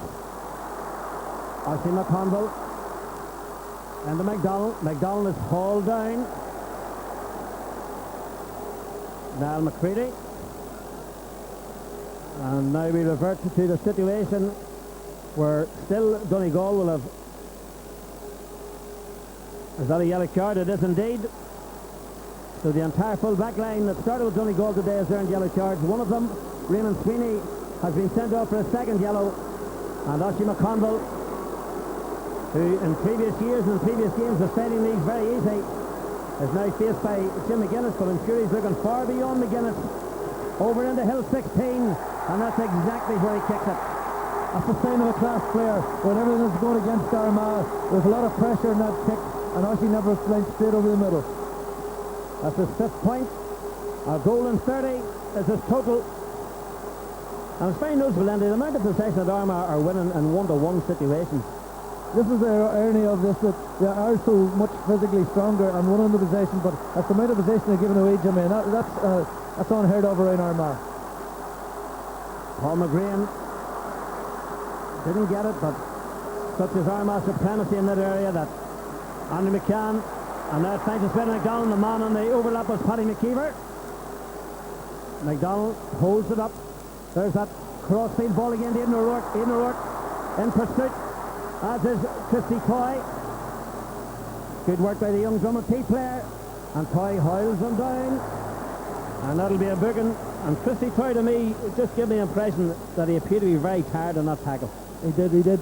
Christy, he's a great ball player, but he wouldn't be renowned for his tackle, and I think the legs, he has worked very hard on this pitch, and we all know it's a very energy-sapping pitch, and he looked very tired now making that last tackle. Donegal and Armagh supporters mingling together, looking across at Paddy McKeever. He's on the 13-metre line. This is a very difficult angle. But Paddy McKeever makes light of it. The young Ballyhagan player who scored 6 points before today. He was replaced by Ronan Clark against Leith. But he put Armagh back into the lead. The first time that they've led since the 14th minute of the first half. And McCann breaks it down. Oshie McConville goes after it. With a player down injured in the middle of the field. An Armagh player who appeared to be injured in that. It looks like Andrew McCann. Yet another player putting his neck on the line. You know, people at home want to remember these fellas are amateurs and all have to go up and go to work. And the level of commitment shown here is unbelievable. And that is Andrew McCann. He certainly appears to be in a lot of pain. It was an accidental clash as he went up for that ball. The Armagh physio is certainly being brought into play as Justin McNulty attempts to keep an eye and an arm and a hand or anything else he can on Adrian Sweeney. Michael Haggard drives it in diagonally across the area. Excellent take. Beautiful catch by Andy McNulty. Paddy McKeever, Armagh moving this ball at speed. John McEntee has got McKeever right side him, so the fresh legs of the Ballyhagan player coming into play. Sean Gilday brought him down and held him up. And eventually the ball is flicked out again. Barry Monaghan. There's that dangerous ball picked up by McEntee. And I must be saying, wasted. I'm surprised that John, that's the second time he's done that there. He's normally very good at keeping possession, but that was like just a lethargic kick. So the text number's up on the screen. I'm sure you know it by now. 07764355202. Interesting shot there of Joe Kiernan, Paul Grimley and John McCluskey talking as Tony Blake for the first time today took the quick kick out. It shows you that it's Donegal who are behind, and at the moment and for a change it's Donegal who are under pressure.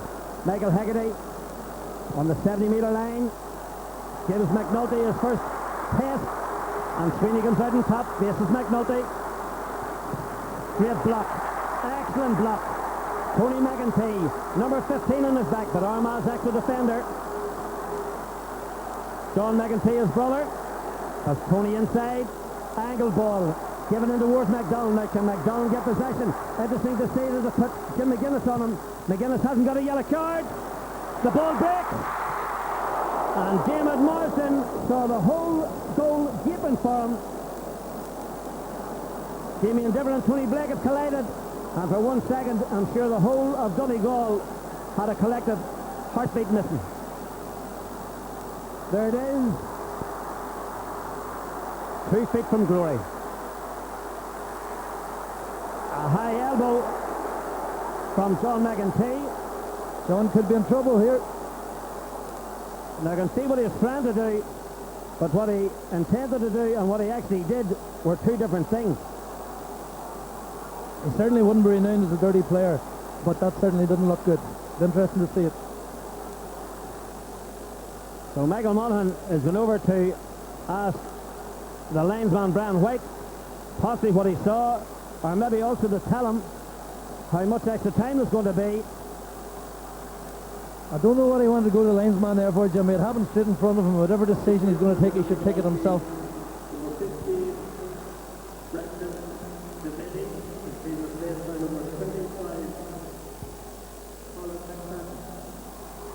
Yellow card for McEntee.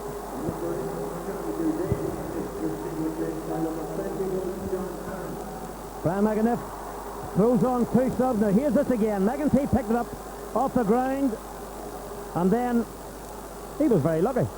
I think he can count himself extremely lucky. To say he's not a dirty player. However, that possibly was a send-off, and another day he could have got a straight red there. Now, the hold-up now is because John Gilday doesn't realise that he's been substituted by John Horan. So a double substitution for Donegal. John Horan is coming on for John Gilday, and Colin McFadden has come on for Brendan Devaney. Donegal trailing by a point. Almost 33 minutes gone in the second half. Armagh used their strength again. Cian McGeaney. Armagh are 2 minutes plus whatever is going to be added on from their second All-Ireland final in a row, or will Donegal be in their first final since 1992. Crossfield ball again. Morrison has it. Broken down. Back helping out. Kevin Cassidy. The man from Gidor sees the ball eventually end up with Shane Carr. Donegal on the move again. Michael Haggard goes past Philip Laughlin. Just listen to Donegal supporters getting behind him. Allowed to just pass sensibly. The kick from Brendan Boyle, the Ardra player. The big lack of big sign of inexperience there. He had several men overlapping. There was even possibly a goal on there. He had several men, but I think he panicked and shot a wee bit early. There's a shot of a man who's in no rush at all. 5 minutes of extra time. Brian McAniff checks his watch. Donegal supporters check their nails. Beautiful catch. Lovely take in the middle of the field by Kevin Cassidy. Cassidy is fouled.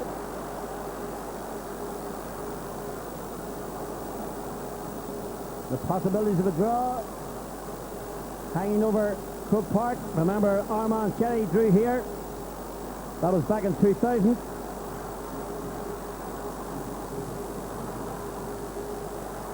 Joe Kiernan having a few gentle words there for his full back line and his goalkeeper. Now the Donegal captain. All of Donegal are watching the man from Dunlow. Donegal captain kicks it. And he kicks it over the bar. That was a big kick. That was a big score. And that's Adrian Sweeney's fourth, and dare I say, most important kick today. That was a massive kick from a Donegal point of view. There's a lot of indiscipline there in Armagh. They kicked the ball away after conceding the free. The free was initially conceded 65 metres out, and then the kick ended up being taken inside the 45. Level for the fifth time. 4 minutes gone. Breaking ball. And it goes to Brian Roper, the area player. Holds it up, faced by Andy Mallon. Turns, slips. Picks himself up again. Drives it across the middle. It's collected by Paddy McKeever. Now can Armagh keep their shape? Cian McGeaney runs into two players. Wins the free. And you feel that the momentum is lost there. Armagh were just on a move. Now Cian McGeaney took that kick just as Stephen McDonald had been held back by Damien Diver. But the play continues again. John McEntee has it. Damien Diver's down. Armagh have an extra man. Archie McConville manages to break it away.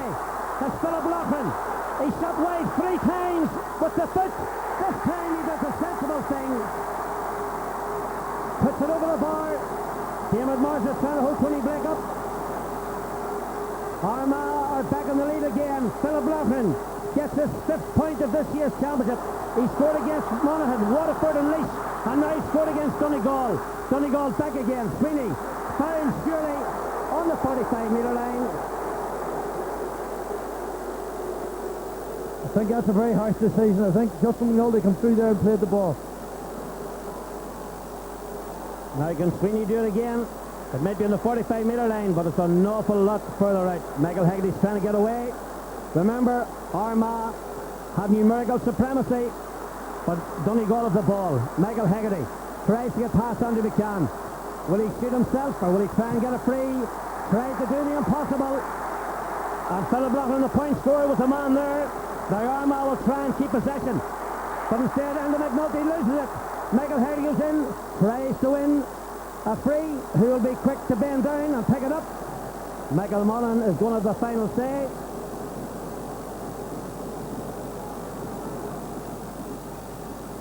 Five minutes of extra time, 2.5 of those are gone. Donegal and Armagh supporters, both in the field and in the box, I'm sure, are holding their breath. I know they are on the sideline. McCluskey, Kiernan, Grimley are there. Armagh and Donegal both need vital possession. It's Armagh the ones who get it. Paddy McKeever has it. Paddy McKeever wins a free, and there'll be no rush. I don't know what it's like to be an Armagh or Donegal man, Jimmy. I'm supposed to be neutral here and I'm sitting shaking. Well, the signal came there from Paul Hurdy. I don't know whether Joe Kiernan gave him that message a few minutes ago, but Paul Hurdy will certainly not be rushing this free.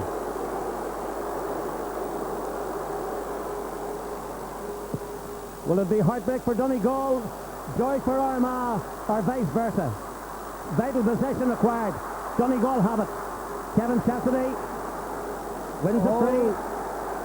That's stupid. Cassidy retaliated there. If the referee was doing his job, that should have been a hot ball. He got away with it.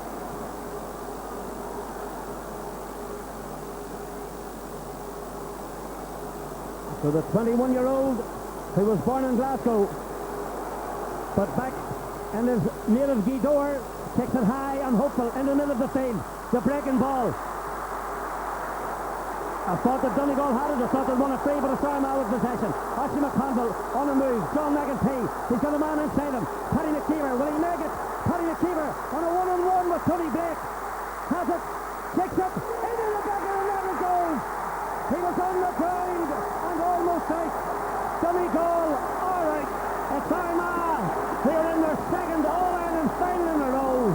The smiles in front court belong to Armagh.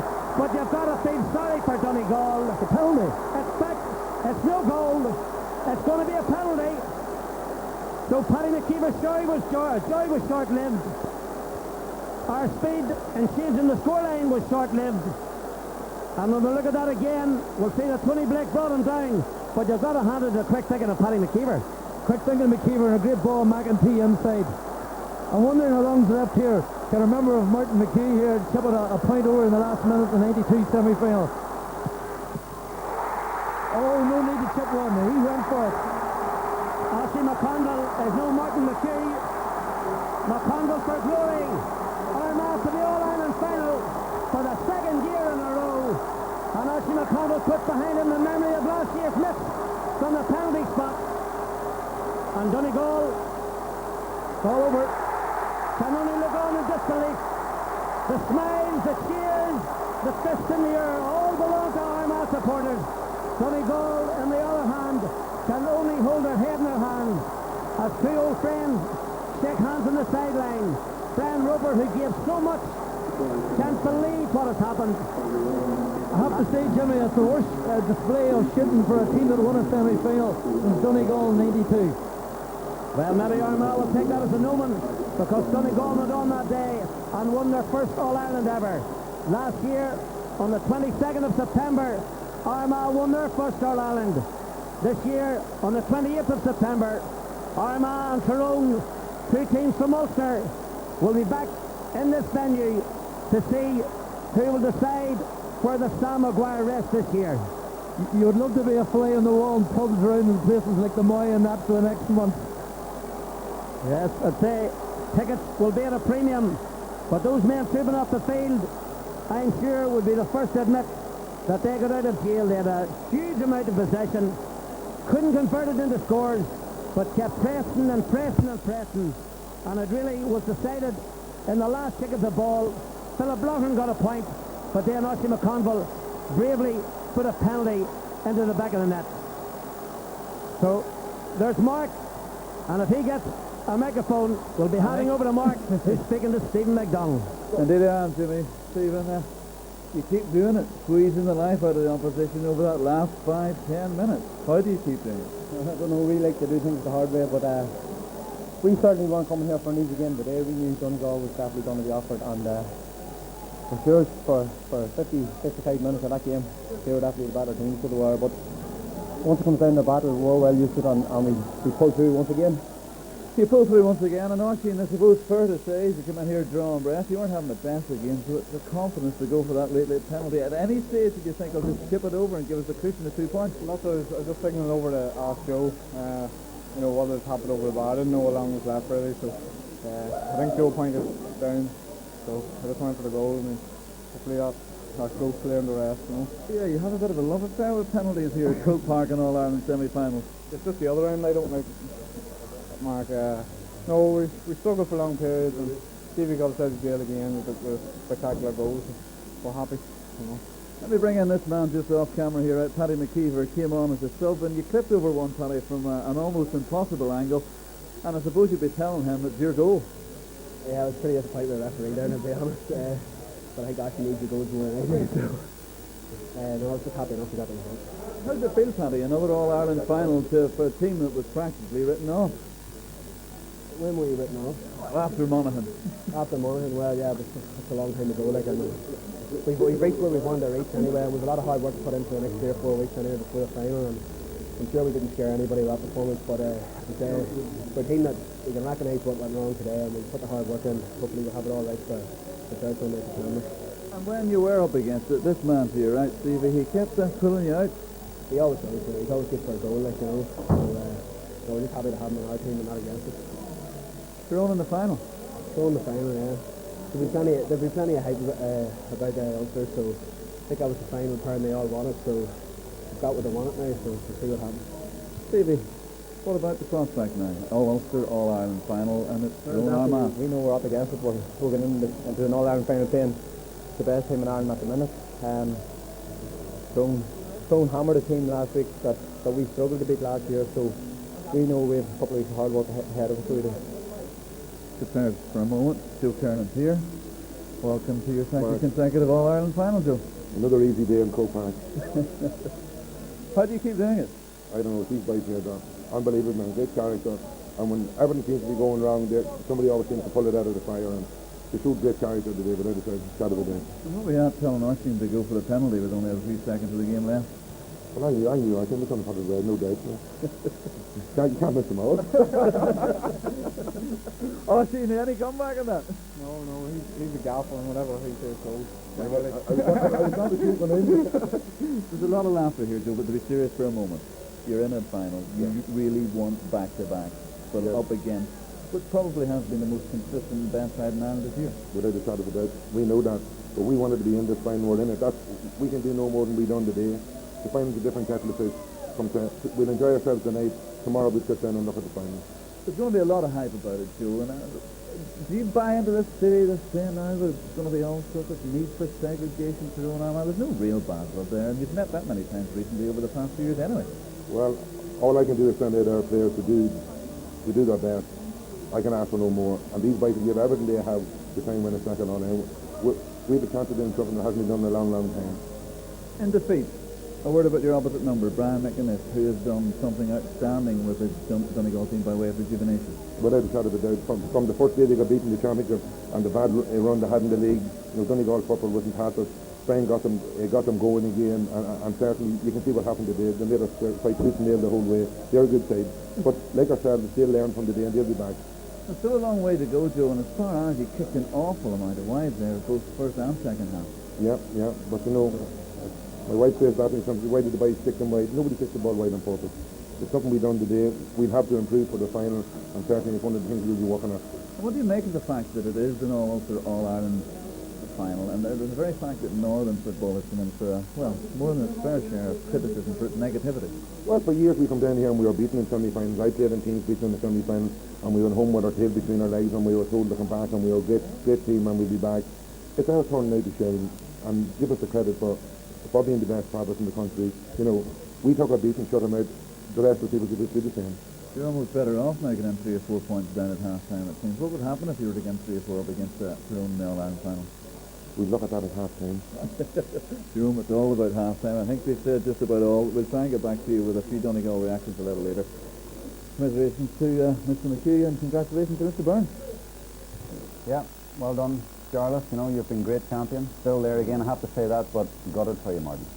Yeah, it's disappointing, but the better team won the match. Unfortunately, I look at the stats, and Armagh had something like 20 wides. It looked as if at a stage we were going to actually throw away the game, Armagh, but they were on top and they couldn't get the scores. And you end up with a situation with the wrong player always ending up on the ball and poor wides. But I thought if I pick out one incident in the match that turned it was Fancy Bellew when he got hurt.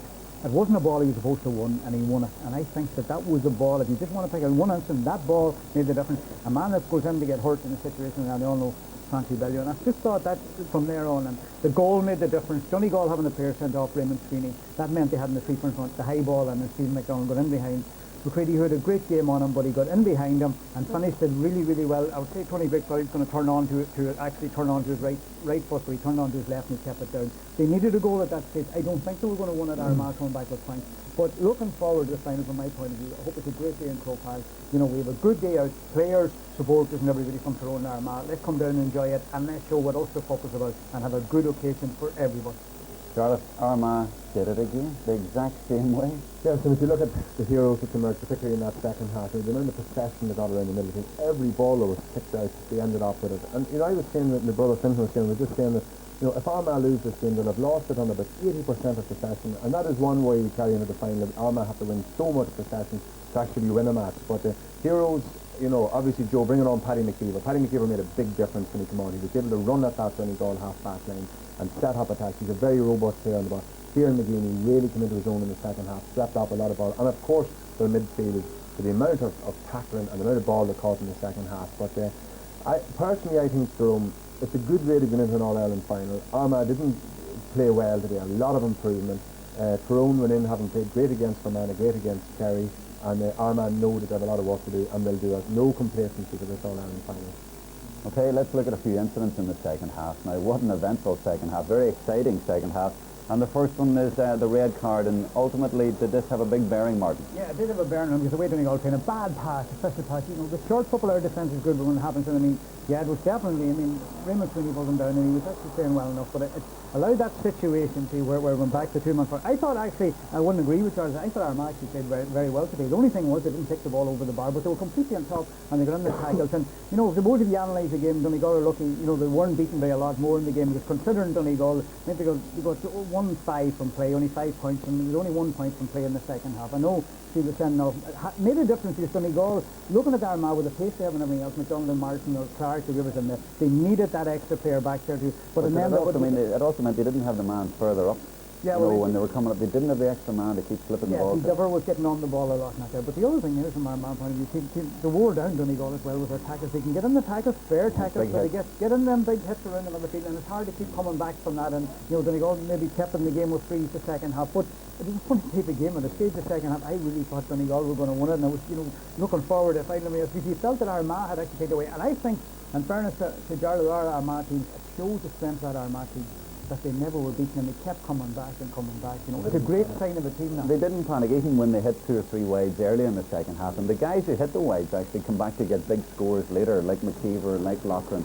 But the wides in that first 10 minutes, I think they took 10 minutes to get a point, Jarlath, in the second half. But Philip Loughran, you know, the man was left as well, but at least Philip Loughran now is prepared to take the responsibility himself to actually go for the score. That's Paul McGrain, not like Paul McGrain. I think Paul hit 2 wide in the second half.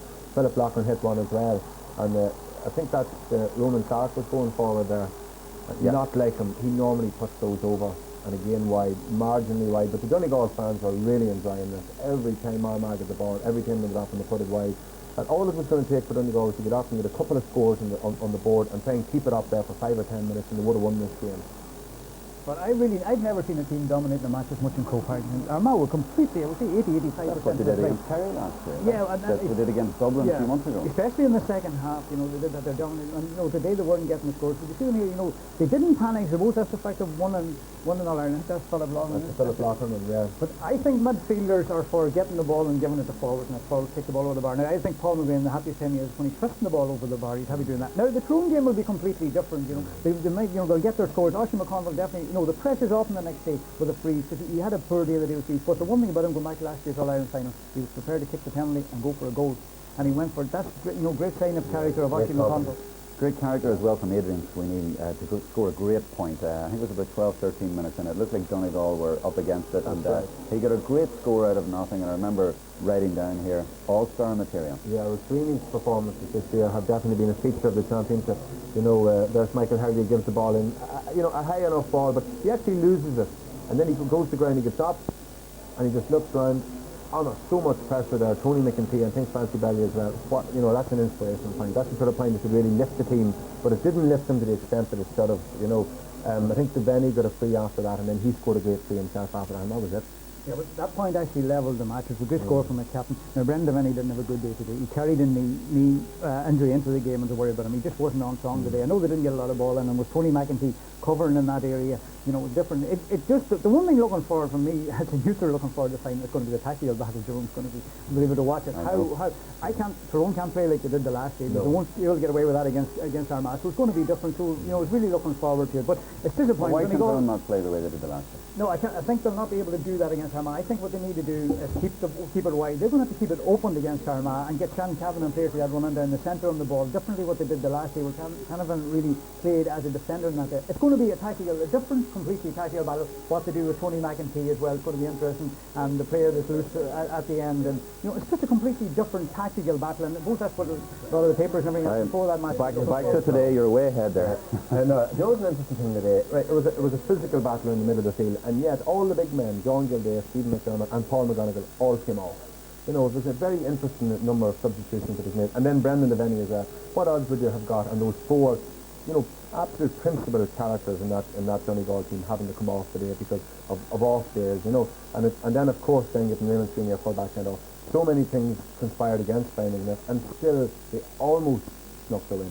Very still Armagh got a goal out of nearly nothing when they weren't really playing that well. Big high ball in. McDonald took it superbly and finished it superbly. Yes, I mean, Attain and McCready been having a great game, you know, and Martin said before that the one thing that Donegal were afraid of was the big high ball in, the cross-field high ball, and really that's what the game was. But even if you look at whenever this ball comes in, Stephen McDonald has a lot to do. He has a high ball to contend with, he has a man to contend with, he has Tony Blake coming out to contend with, and very little space. I mean, to get the, you know, from hand to foot there in such a short space of time, playing a real class. Get players to down in the ball. I think on that, Charles, though, McCready should have been behind him. You always have, in case you had get up behind him and get the box down to the ball. He was caught the wrong side of him. McCready had a good match. But I think when we look at the whole game, Jerome back in Donegal and analyse Donegal were poor.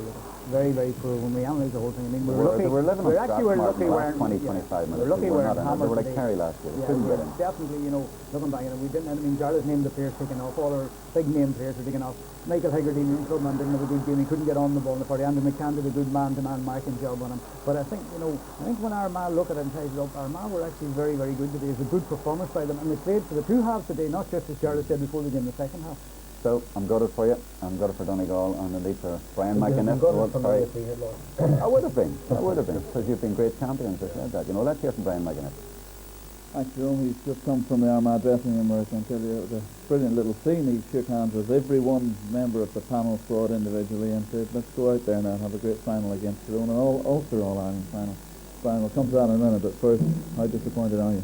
Exceptionally, very disappointed. Not that much myself, I have to say, for the boys. The fine set of young men worked very hard in the last 2 months. It's been a real roller coaster. For the loss of the man at the beginning of the second half, and you know, when I speak on it, I just say what I have to say because it's the last game as team manager, as everyone knows. I've been involved in football for 31 years, management on and off. I've had 4 players sent off, and strangely that man has sent off, the referee sent off 2 players who be played under him in the last 5 months. He's not here to defend himself, but what you're effectively saying is that the statistics are a little lopsided. A wee bit lopsided. I thought it was a good physical battle between 2 teams that give it their all and played good football. I don't know what it was like for the neutral spectator, but we give it our all. We played football for what it's worth. Armagh played football for what it's worth, and it was a good competitive match. And it's great to see two Ulster teams in the semi-final. I wish the two Ulster teams every success in the final, and hope we'll have a good spectacle as well again. And by way of reiteration and clarification, Brian McInnes will definitely not be back as manager of Donegal. No, everyone knows that. Like, I have done my time. I come in and just when I was leader, and I done my period of time. I must say I got great balls with the young guys over the last 3 months. It made me young again, for want of a better word. And that brings a bit of a smile to myself. But it was disappointing today that we had to play the entire second half at 14 men. We're not a dirty team. We play football for what it's worth. And it's very sad that we had to get man-hated in the first couple of minutes of the second half. It was an uphill struggle there afterwards. You did expect to beat them, Brian, but ultimately they are great champions. They are great champions. They showed that. They kept at us and kept at us. And, you know, with the man short, with the lack of experience at this level, they made the extra man tell. And it was unfortunate. Like, I had to pick off some quality players to make room for players. I had to pick off Brendan McGann, which left me no score on that side. I picked off John Gildea, if he put fresh legs or anything extra. They're two of my better players. But I only was going for broke at that stage, now, to be honest with you. But they are worthy champions, Armagh. And, you know, they say them within themselves that they didn't get the recognition. I give them recognition. I still give them the recognition. A lot of quality players. I worked with them in an Ulster team. I worked with Guinness and the Grain at the Irish level, and they're quality players. And presumably when Brian McInnes pulls up the fireside chair and doffs the tweed hat over the next couple of weeks in Madone, you look back, not just over the past 12 months, but the past 5 decades with a great deal of Donegal pride. Well, I will, but at the same time, I had a special affinity with these young boys, you know. I suppose it made me young again, as I said earlier, you know, because when they looked at me and said, who's this old folk? And I looked at them and I said, these guys are on a different planet. But we reached common ground, and we got a great bond, and we developed a great bond.